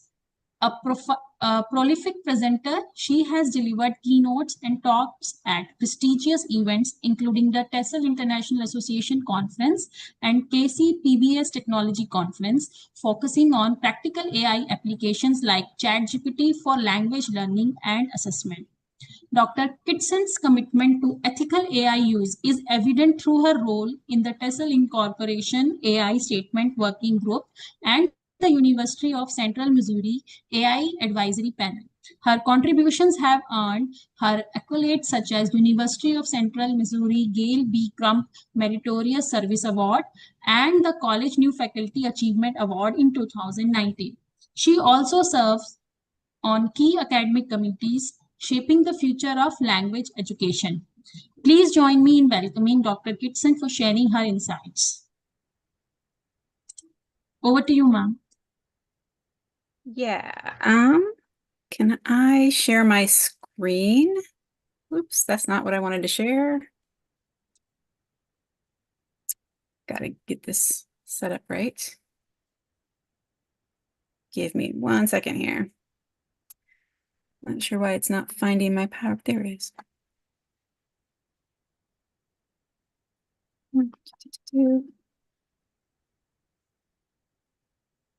I hope everyone's having a good evening for you. It's morning for me, so feels a little strange. I hope this isn't too much repetitive information, and I'm not going to give tons of specific tools per se. I want to talk a little bit more about the process and the thinking behind what's happening right now with AI and digital skills. And we're really in sort of the beginning stage of the AI era. I think part of that is that we've overall, for the most part, people have accepted, even if they don't like the fact that we're in the AI era. When it first came out, I think a lot of people thought this was going to go away and fairly quickly, so they didn't really invest a lot of time or energy into it. So this is sort of the fourth industrial revolution, and it's reshaping a lot of what we're doing I work in education, so it's reshaping a lot of the education field. It's creating a lot of new opportunities, but along with new opportunities, it's also creating some new problems. And unfortunately, that means also some new deficits and things that we have to think about. So we have to kind of work as a unit, as a society of people all over the world to make sure that we don't make inequalities worse, that we don't broaden issues that we already have through our AI use. So I like to think of our industrial revolutions as being these massive changing points in history. And I've had this conversation with a number of people where I've said, when we look at the Industrial Revolution, one of the things that comes out of it is a lot of jobs went away, but a lot of new things developed. So I have a 10-year-old son, and I like to tell him that in 5 to 10 years, I anticipate there being a whole lot of jobs that we've never even heard of at this point in our lives, because new things are going to come up as we move away from things we've done traditionally. And that has to do with AI. It has to do with all of the technology that we're working with, the robotics and all the different aspects. So it's not like one thing by itself. It's this combination that's going to change a lot of what we're doing. But unfortunately, this means that we could also, widen our gap of inequalities that exist, especially when we're talking about technology and how well embraced and accessible technology is globally. So I work with teaching English as a second language, which means I'm used to talking to groups of people from all over the world, and some of those people have very limited access to technology, to computers themselves, to the internet, which obviously impedes the use of AI. So it's about figuring out ways to make it work in your context, talking about it, so that it's not something new and different. Even if you can't do much with it in your specific classroom, hopefully you can have the conversation to start talking about what it is and how it works, and maybe show some examples just so people aren't being left behind completely. So when we think about the youth empowerment, this is one of the things that AI can do for teachers is enhance our learning outcomes, because now we can do so much more on a personal level. I work with language learners, so there's sort of, in one classroom, so many different levels because people are at different places with their process. So being able to give each student sort of more individualized attention through AI platforms and tools means that they can work specifically on the thing that they need, rather than everybody working on one thing that some students already understand and some students are not ready for yet. And so we need to keep thinking about how we can bring in those components and pieces that really help to get everybody in the same place learning wise, even if the content isn't the same, which is something we couldn't easily do in the classroom prior to AI because it was just very, very time consuming. I like to build practice tests for my students. My students like practice tests. Unfortunately, I don't have time to make 40 different versions of practice tests, but with AI, I can build many different versions, or I can create a prompt that just auto-generates versions of a practice test. Another aspect is administrative efficiency. So being able to use this in our day-to-day work so that we can focus on the more creative aspects rather than the tedious aspects of what we do. It also can help us with innovation because sometimes I find myself, I work in a department where I'm the only ESL person. I can't just go to a colleague and ask a question about something. So a lot of times I'll turn to AI and ask AI a question just so I have that opportunity to interact, because I do my best thinking when I'm talking or working through a problem that way with someone else. I don't always have someone else, but AI can sort of substitute for that and give me some ideas. Then I get to be creative because I don't have to spend all of my time working on the design and the layout and all of the technical things. I can spend my time on the creative part and do the part that I don't want the AI to do for me. Data-driven insights are another aspect. I use this a lot in my classes. So if I'm grading something, especially like a paper, and I notice it's easy for me as the grader to get hung up in the things that are easy for me to remember and easy for me to see as I grade a bunch of papers, but being able to put in like all the feedback and all the comments and have AI give me sort of a report that says, these were the big issues in this paper. So then I can talk to my students about the major things kind of all together at the same time. But it can also be used in lots of different ways in terms of like, I have some of my students have told me that they use AI to actually put in examples of the things that they've written papers about, the topics they're interested in, and that helps them to pick things for future papers or pick things for projects, because it sort of can find themes that maybe they weren't noticing within what they were picking, the topics they were picking, the examples they were choosing. And the last one is sort of a both sides of the spectrum. So increased accessibility. This is really one of the aspects about AI that I particularly like, is that with AI, we can do a lot of things to increase our accessibility. We can generate reading passages at multiple different levels. We can utilize translation within materials, especially like directions and things like that. But unfortunately, if we don't have an equal access to these tools, then we're also kind of, causing another problem with that, widening the divide of inequality. So we have to be really mindful of what we have and talk about it in a way that makes it understood that this isn't a universal at this point in time.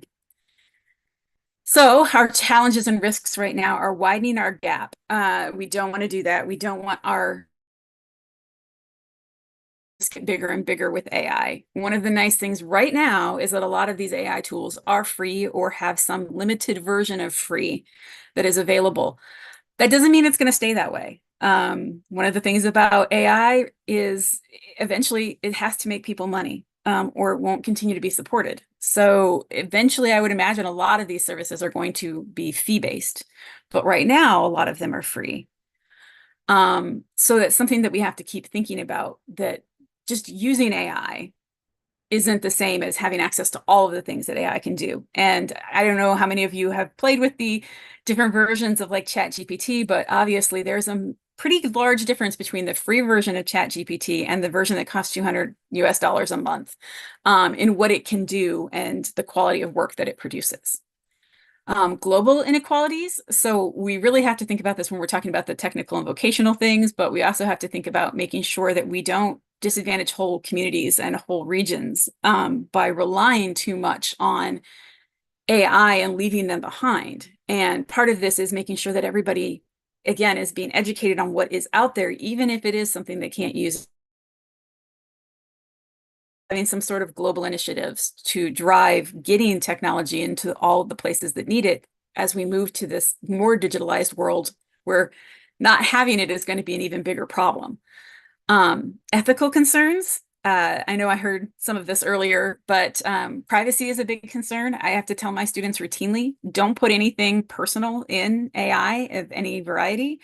Don't put anything identifiable. Don't put your address, your phone number, your full name, things like that.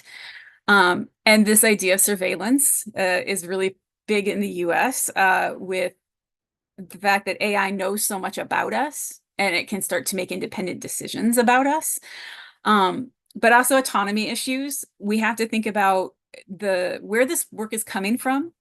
So most of the AI platforms are not always the most open about where all their materials and data come from, but it's you can usually find it if you dig, and some of it does have its own ethical implications. And there are a lot of people who are very against AI for this reason, because they feel it is a tool for plagiarism and that all of the work that's been fed into AI has been stolen.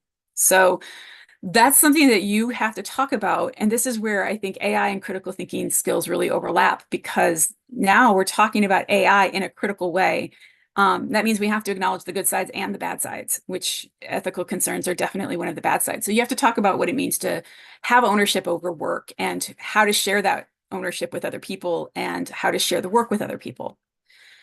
And then the last point is skill obsolescence. So this is the idea that as AI takes over certain types of jobs, those jobs go away. And the skills that were required for those jobs may not transfer to something else. And so now we have to find those new careers and new jobs that are out there that maybe, might not even exist right now. And I think that it's changing so quickly. This is really hard to keep track of. And I've heard every day, this career is over because of AI, and this career is over because of AI. And I don't think that we should be looking at it as something is over because of AI. I think it's something is changing because of AI, because I don't think that writing will die because of AI, but I think how we write will change because of AI. And that's something that we need to acknowledge, because the process for teaching writing is going to change. So AI can really make a difference in our technical and vocational education through, I believe, it's really going to change our methods of teaching, our assessment, and our skill development. We have the ability to use AI to do a lot of things we couldn't do, to run simulations, to create virtual environments, to share information in a much broader manner. And that can help create some really strong connections between the educational side and the actual industry side. And we need to make those connections, because I think for the longest time, we've sort of run a lot of education kind of independently. We were educating people to go have jobs, but we weren't really preparing them for all the aspects of that work. And then making the training, high quality training, more accessible globally, so that we're not disadvantaging a group or a region of the world, and trying to make everything accessible so that everyone has access to these same educational platforms and means of learning. So the practical side of things, planning and preparation, we need to spend time making sure, as if we're educating students, that we understand the tools that we're using and that we're picking age appropriate tools. So a lot of AI tools do have age restrictions. So you can't use them. Well, okay, you can't have students use them if they're under the age restriction. That doesn't mean you can't use AI tools, but now you need to be the one that's using them, and you use the students to help you with something. And I think that by introducing it to younger and younger students, that's going to help some to introduce them to the idea that this exists, that this is something they can do, and they're going to start thinking about it and working with it as soon as they can, and hopefully not being scared of working with AI. I look at examples within my, within education of using it with children. So you pick an image generator and you have the students that are working on adjectives to describe something, describe the image they want to draw, and you just keep working on the image until the image generated is what they want it to be. And then you print it off and you post it in the room somewhere. So that's something that they've created. they didn't, enter anything into the computer themselves. So they're not the ones working with AI. The teacher is the only one entering anything into the computer. And then the teacher gets to pick the platform and has that kind of control. This is really good for young learners who are not ready to be putting information in themselves. Because that's the category where we really have to worry about that privacy side of things, because little kids will tell everybody everything about themselves. And we don't want them sharing all of that information through AI. Classroom integration. So we want to get this in our classrooms. We want to get this as part of the educational process, but that doesn't happen overnight, and it doesn't happen like all at once with no training and no learning process. So we have to figure out ways to bring it in as the educators that allows our students to gain familiarity and comfort with the tools so that they eventually can work on these tools on their own independently. So we model the appropriate use in class, we show them how we use it, and then we start to create scaffolded assignments where they're progressively using more and more AI tools or AI resources. And we show them how they're still working through a learning process. And so part of doing that is getting them to understand and see that they are learning something, and that's getting to the metacognition side of things. So we don't want it to just be, here, plug a prompt in and do the thing, and now you have a paper. That's not what we're looking for. We're looking to teach them skills and how to use these tools correctly, so that it is ethical and they are learning it as a skill that they can then proceed to take into the workforce. And inclusivity and contingency. So we want to ensure accessibility and inclusivity. So that means getting everybody involved. But we often have to have a backup plan. I always tell my students, anytime you work with technology, you have to have a backup plan, because the internet might go out, power might go out. I mean, if power goes out, maybe you have a standing school policy or university policy that says what you do. But you have to have a plan. Technology can not work just as easily as it can work. So it's always good to have something that you know how to do that will teach the same kind of content differently.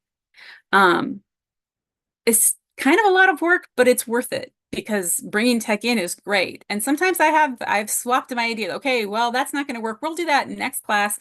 This class, we're going to pivot and do this, which was supposed to be next classes. And so, try to gain some time, things like that, but always have a backup plan. Anytime you work with tech or digital tools, you should always have a backup plan. So essential digital competencies, these are things I think everyone is going to need to know in the future. Digital literacy. So AI literacy might be, for some people, part of digital literacy, but it might be its own independent literacy. But data fluency, computational thinking, this is understanding partly the process. So we don't want students to use AI and have absolutely no idea how AI works. Every conversation, when you're introducing AI to students, should start with the idea that this is based on a collection of works in the language that has been collected by this agency or this entity, and they've chosen what goes into that collection. And we may be able to see it and we may not be able to see it, but then that is put into a computer program that does very specific things to pull and extract information. In my field, I would call this a corpus, and that corpus is the collected works, and then you analyze the corpus, and then you pull content from the corpus. And with AI, that's what it's doing. I want my students to understand the basics of how that process works, and how AI is a prediction-based tool that is kind of picking the most likely outcome, the most likely word choice to create something that looks very human-like. The technical skills, this is the programming itself, the data analysis. These are the people doing the cybersecurity, but the technical side of things is really understanding all of that and what it means and what it does, so that we're not lost and unqualified learners. Like, we don't want to be using a technology we understand nothing about. Now, I cannot tell you how a computer works. That's not my field, but I know enough about how aspects of computers work.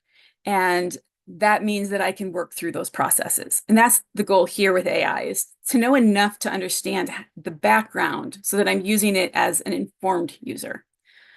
Soft skills, we get a lot of conversation about critical thinking, because critical thinking is huge. And in language learning, it's really big because we need that. But creativity, collaboration, and communication. So there are some things that are going to remain human, and we don't want to remove those. But I think AI changes the way we approach them. So with critical thinking, it's no longer, here's a prompt, I want you to write a paper, because honestly, a lot of our papers could be written by AI, which I would argue means they're not very good examples of critical thinking. So we want to now have them engaging with the AI as they work through the process. So that means they're going to be questioning the things the AI produces. They're going to be going and looking at, research. If AI is saying it comes from this paper, they should be going and looking at that paper to find the relevant information in that paper to say, yeah, this is a quality resource, and they need to be able to make those decisions still. And adaptability. So this is continuous learning. AI has changed so much from when I first started presenting on AI, and it will continue to change. So you can't, there's no done. You will never reach a point where you've learned everything you need to know. It's just a constantly evolving piece. That doesn't mean that you have to spend the rest of your life fixated on AI, focused solely on this, but it means that you've got to kind of keep aware of the fact that it is a changing and evolving technology that we want to make sure we continue to develop the proper skills for. And the best example that I can think of this is early on in the process when a lot of English teachers thought, well, I'll just do these things and then they can't use AI. And it was things that worked on early versions of GPTs, like the early version of ChatGPT that was released was only fed data up until a certain point in time. So they were like, I'll just ask questions that are beyond that point in time, and then AI can't help. And that did work for like a few months. And then they updated how they fed data into the system, and it no longer worked.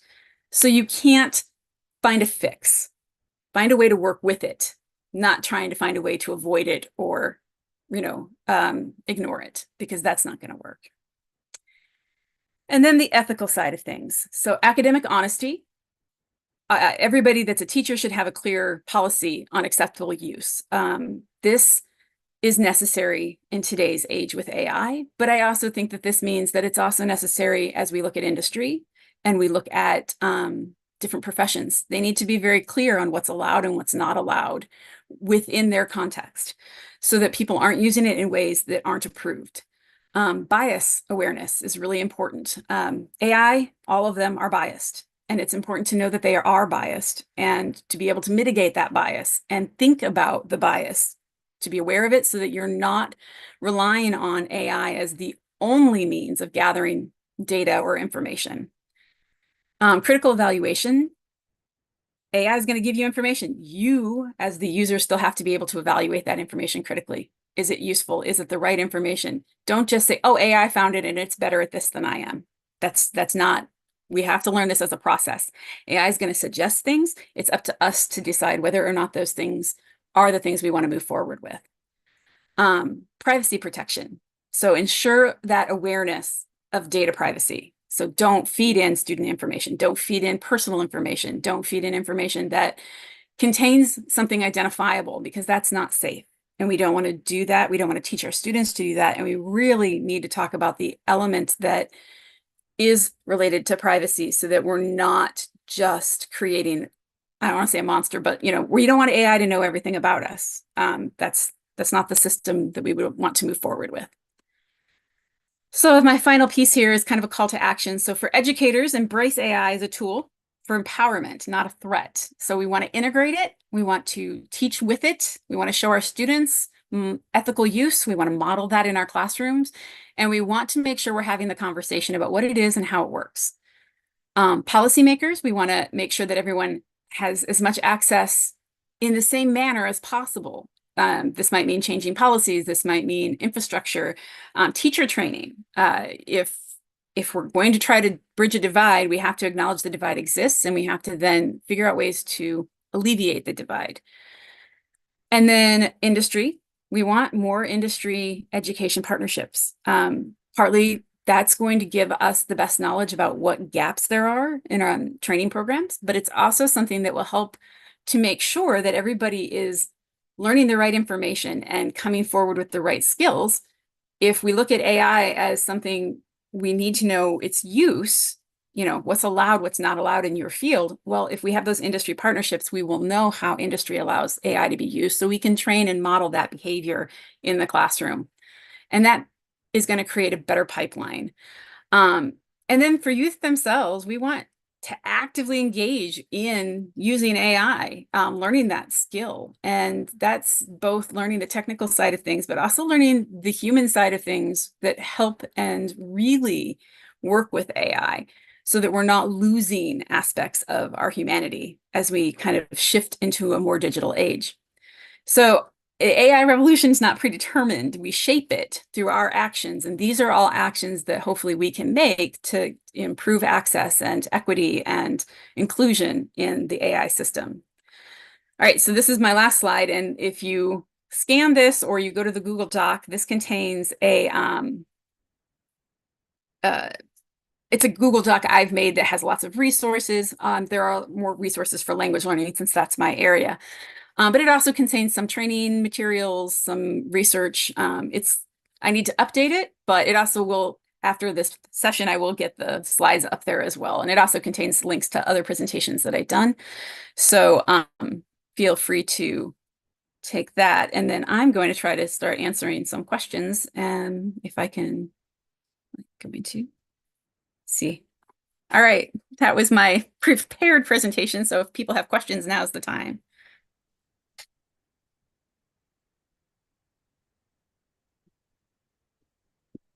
Okay, thank you, ma'am. We are truly grateful to Dr. Christina Kitson for delivering such a thought-provoking and uplifting keynote.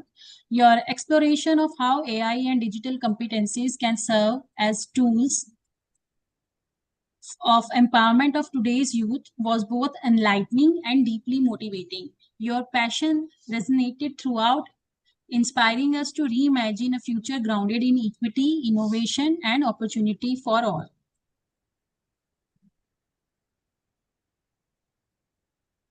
Just a second.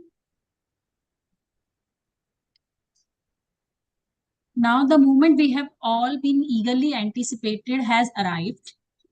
It is with great pleasure and honor that we announce the recipients of prestigious Youth Empowerment Award 2025, given by International Council for Education, Research and Training. This award will be given to young individuals demonstrating exceptional leadership and innovation in driving sustainable development and community impact through AI and digital skills.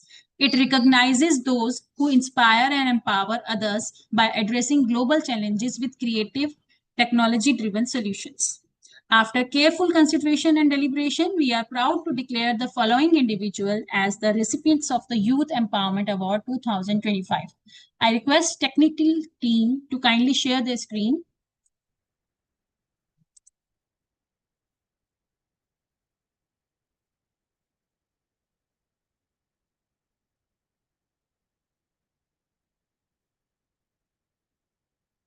Please share your screen, technical team.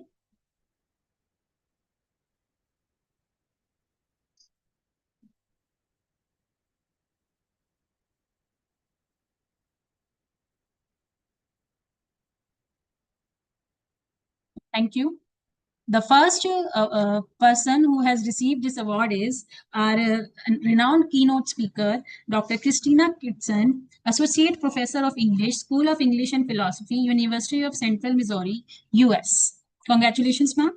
The next is Professor Dr. M. Devendra, Principal and Professor, Hotel Management and Tourism, the Oxford College of Hotel Management, Bengaluru.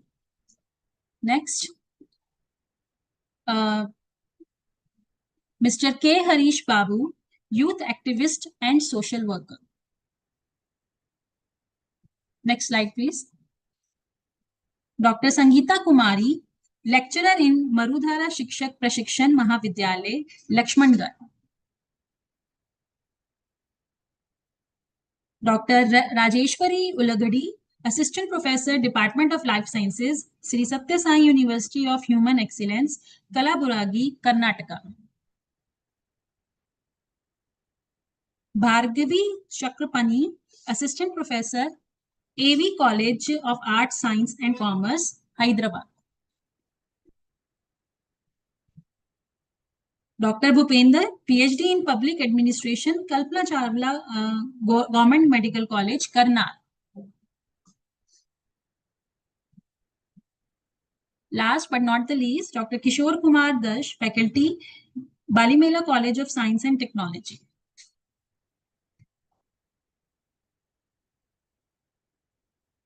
We extend our heartfelt congratulations to the recipients of the Youth Empowerment Award 2025.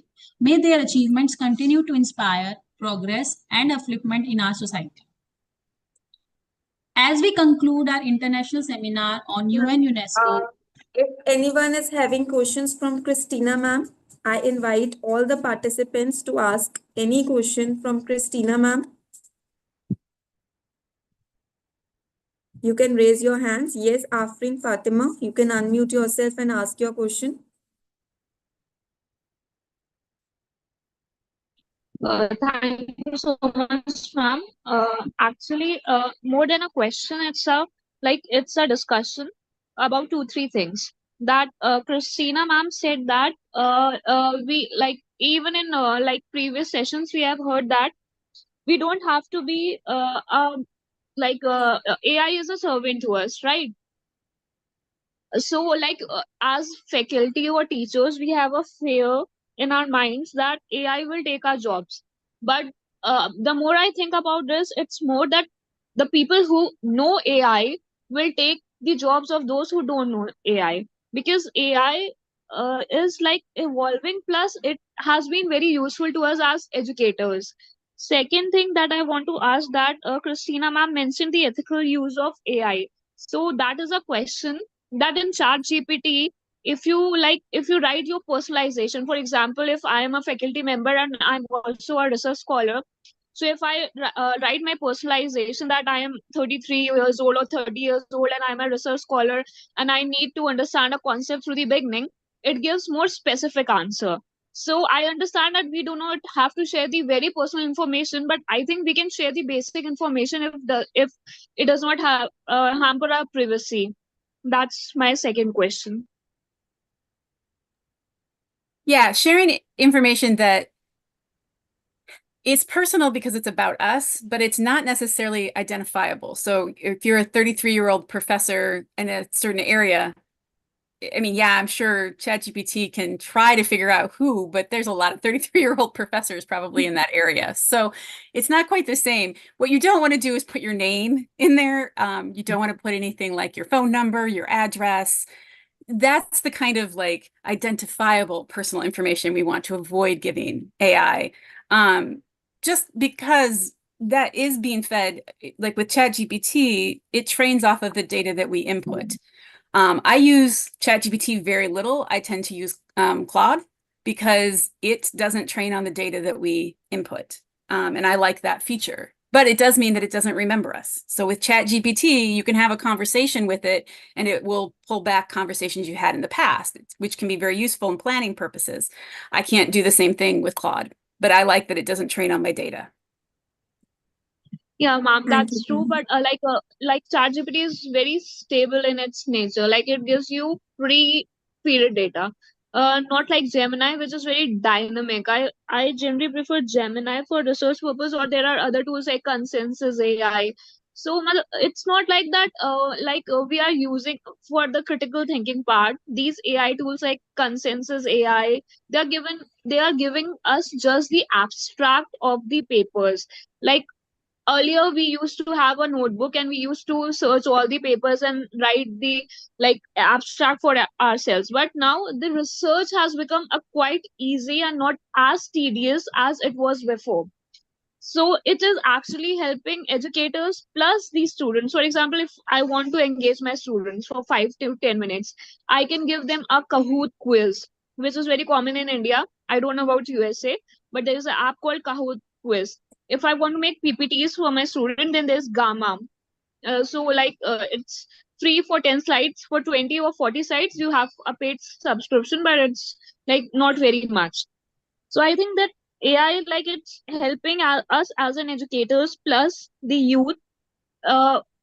It has its constraints, but it is a very helpful use, and not today or day after tomorrow, but gradually we will have to shift to AI because Gen Alpha and Gen Z, they are born with AI. Yeah, and it's valid. It's very valid. I use consensus some. I like SciSpace a little bit better personally. ICERT is also very good. But the thing is all of these tools do provide us with that ability to do the research much faster. But I still have to, as the user, and this is what I work with graduate students and I teach my students this, I still have to go and verify that information is really in the material in the paper. They still have to evaluate the resource. Is that a reputable journal? Is it the right kind of publication that they need?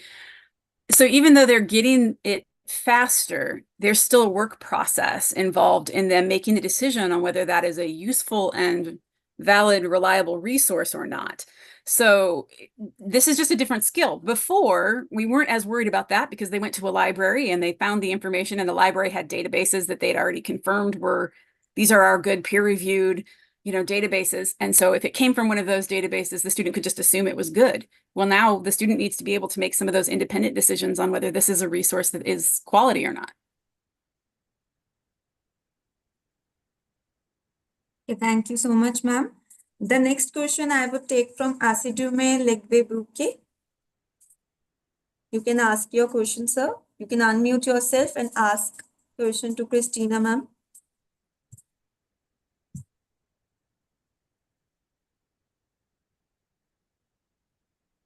Asidume Legbebuke, sir. Are you there? Okay, I'll take a quick question from Bhargavi, ma'am.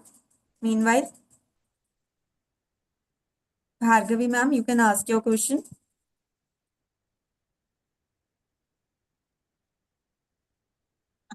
Good morning, ma'am. I would like to ask you, I heard that in one of the seminars that AI tools. Can I continue? Yes, Bhargavi, ma'am, you can continue. Asitume, sir, I'll come to you next.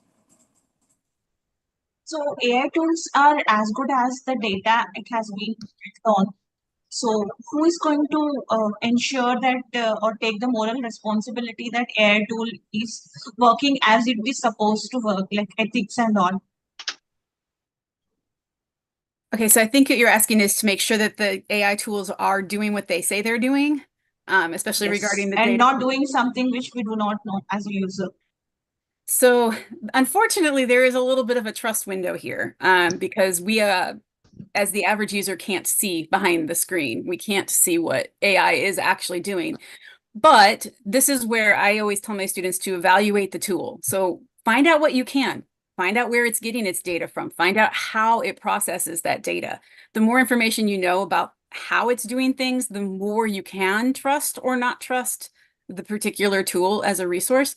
And everything that you get from AI, you should still be independently verifying. And I know my students were like, well, then why do I use AI? Because that seems like a lot of work. But this is still part of our process. We shouldn't blindly trust AI. We still need to confirm that what it's giving us is the right information. That process looks different now than it used to. And in a lot of ways, I think it's faster because I already have places to go look.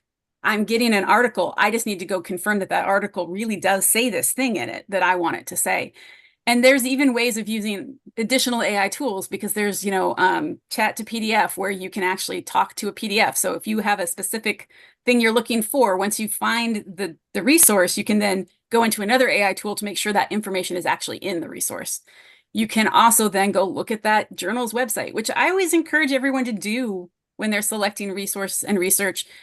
Make sure it's a reputable journal. Make sure it's not predatory. Make sure it is what it says it claims that it is. And that is part of our learning process as we move into research-oriented teaching. We should never ignore that. Even though AI can do it, that doesn't mean we shouldn't be able to do it. I think maybe, do you think it will help when we incorporate this ethics and hallucination and etc. into their curriculum? Yeah, the hallucinations are aware of interesting. it, so they would be aware of it, so they will take informed decisions. Yeah, and the hallucinations will continue, I think, for a while. It's going to take a while before we can really code that out just because of why the hallucinations occur, because it is trying to create something unique and new, which is what our GPTs are designed to do.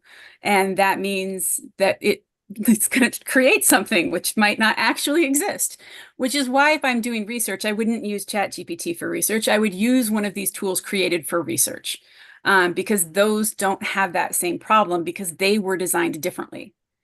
So it's really a partial battle of getting the right tool for the thing that you want done. And that's where, when as teachers, we can help our students to see different tools do different things and they do it differently. And that if we're doing research, there's a whole group of research tools that we should be using and not these general chatbots, because the general chatbots are big and broad and they're not meant for finesse like research. It doesn't mean they can't help us with it, but it does mean they're going to have other problems because of it. Next, I would take question from Asdume sir. You can ask your question. Thank you very much. With regards to the use of I observed of late that most information mere simulation. And in most schools in Africa, I find out that in terms of checking the plagiarism, they would rather say that the AI usage should be 0%. So the question is, then what is the essence of the app? If when you are going for any publication, it's also always noted that AI should not be involved. And the second one is, at what level do we stop in terms of the usage of AI, if at all is going to be useful at all? So that is my major issue, because here in Africa, most times they will tell you that all publication AI should be totally 0%. Because most of us that are in research area have AI detectors. And a situation whereby you search for an information, and even some of this information, if you check through the reference, you find out that the reference is either the timing is not correct, or probably the topic of that information you got online is not correct. So at what level, please, do we use this AI? So, or what level do we start? The first part about like journal publication and AI use, unfortunately, this is sort of trying to combat the idea of this was the quick solution, just like teachers had their quick solutions. This is journal's quick solution, right? There will not be 0% AI use. I put a passage from my dissertation into AI detectors to see what they found. And my dissertation was 87 to 92% AI written. I wrote my dissertation in 2015, so before AI was publicly available. But because of the way we write, when we write academic English, it's going to register as being AI written because our vocabulary choice, the style of writing is much more like what AI writes. So if a journal says 0%, it's going to be really hard to actually get a 0% on one of those detectors because it's the way, like I said, if you're writing at a certain level, that's going to be very difficult. But obviously, this was what the previous speaker said, write it yourself first. That is the key. We don't want to offload writing to AI. What we want AI to do is make our writing better. And that's not giving AI full power. That's taking our words and hopefully organizing them in a better manner, correcting any grammar mistakes or issues that we have, things like that. Logic, it can help be another eye to look at our paper to make sure it makes sense to someone that's not us. Because I don't know if you've done this, but I've certainly written whole passages of a research paper and realized it made sense to me, but no one else, because I had all of this other information in my head while I read that portion of the paper. So we can use AI in that way, but we shouldn't be using AI to write for us. Even paraphrasing can be problematic with the AI detectors because they still pop up as being AI generated.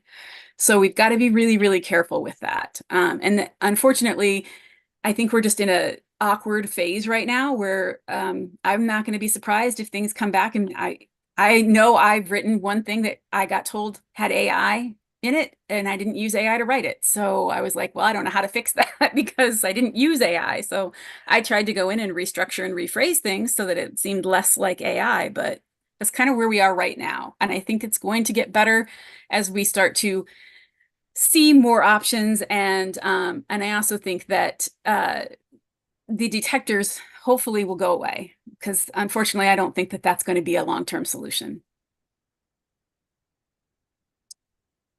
Thank you so much, ma'am. I can see one more hand raised from Dr. Rajeshwari. So I'll take the last question for the session today from Dr. Rajeshwari Ulagati. Ma'am, please ask your question.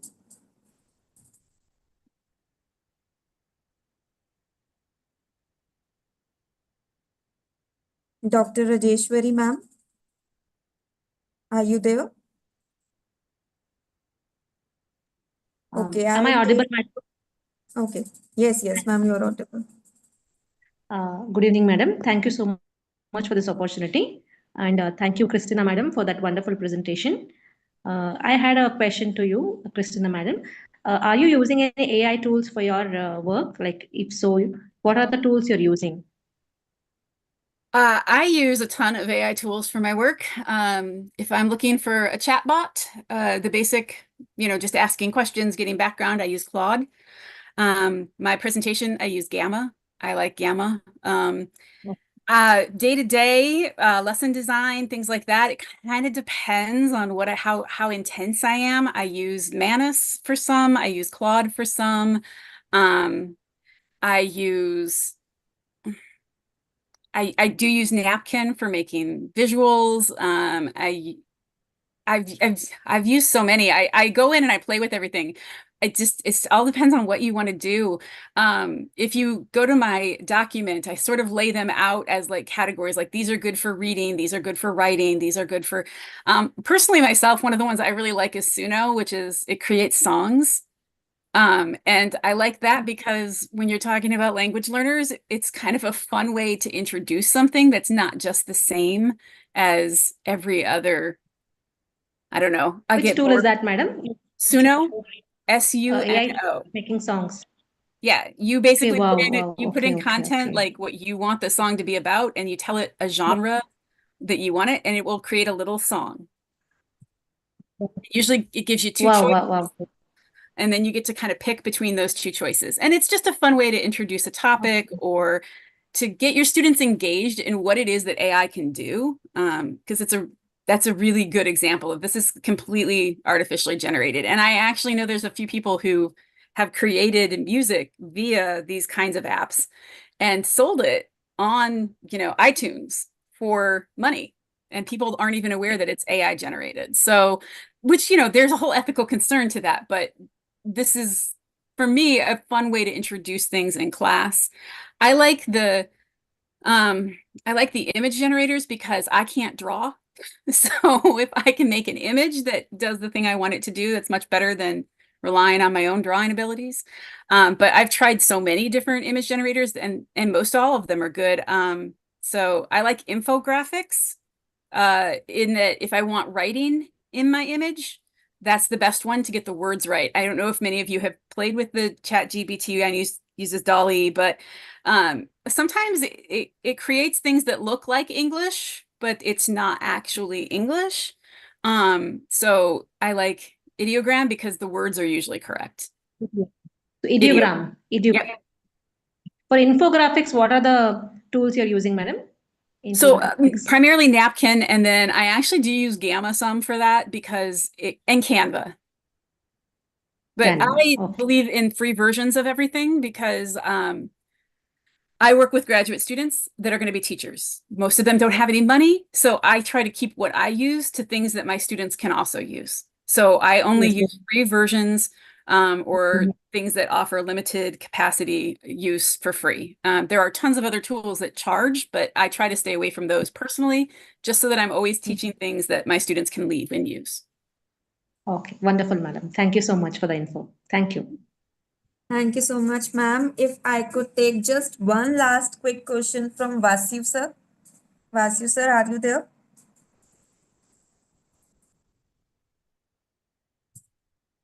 Vasu sir? Can you hear me? You can unmute yourself and ask your question if you are there. Okay, thank you very much, ma'am. My question is that at some point in future, are we sure this AI of the thing will not be recognized You're not clearly audible. Please repeat your question.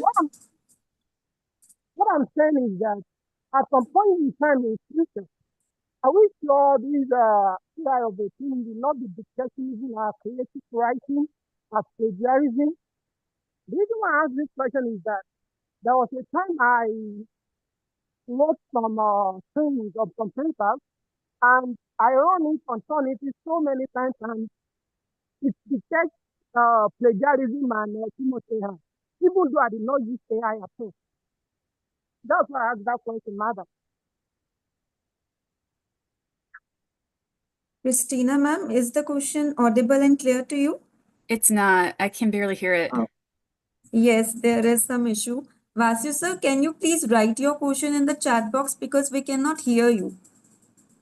All right. Please write your question in your chat box and we will try to answer it there. Thank you. Thank you. So that's all for today's open house discussion. I formally wind up the second open house discussion and thank you all for your honest thoughts, insightful questions. I must say very interactive and participative audience we have today and powerful ideas. May we just not speak about empowerment today, I must say, but live it through action, learning, and leadership. And I must thank the organizers of this ICRT platform, which has given us a wonderful platform today. Sandeep sir, Saima ma'am, Navneet ma'am, every core member of the ICRT team who have made it possible today. So we have such a relevant discussion today on this theme, digital skills, AI, youth empowerment, which is so relevant in today's context. So thank you ICRT for providing for this platform.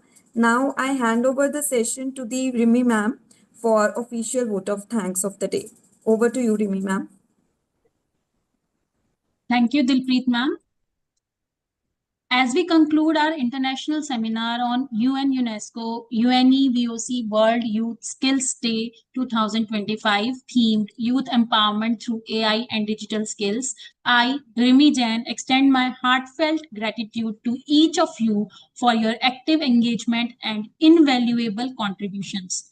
Organized by the International Council for Education, Research and Training, ICRT, India and USA, this webinar has been a remarkable platform for advancing our shared vision. Throughout today's discussions, we have underscored the critical role of AI and digital skills in empowering youth to drive sustainable development. The insights shared by our esteemed speakers have illuminated how these skills foster innovation, enhance educational access, and promote inclusive opportunities across diverse communities. We have explored how AI and digital literacy spark creativity, fuel economic growth, strengthen social cohesion, and support solutions for global challenges from technology to green economies. I am deeply grateful to ICERT, our distinguished speakers, dedicated participants, and the organizing team for making this event a success. Your commitment has laid the foundation for a future where youth are equipped with the tools to lead and innovate. Let us continue to champion AI and digital skills as catalysts for an empowered, inclusive, and sustainable world. Thank you, and let's carry forward the momentum from this seminar to shape a brighter, digitally proficient future. Thank you, everyone. Thank you.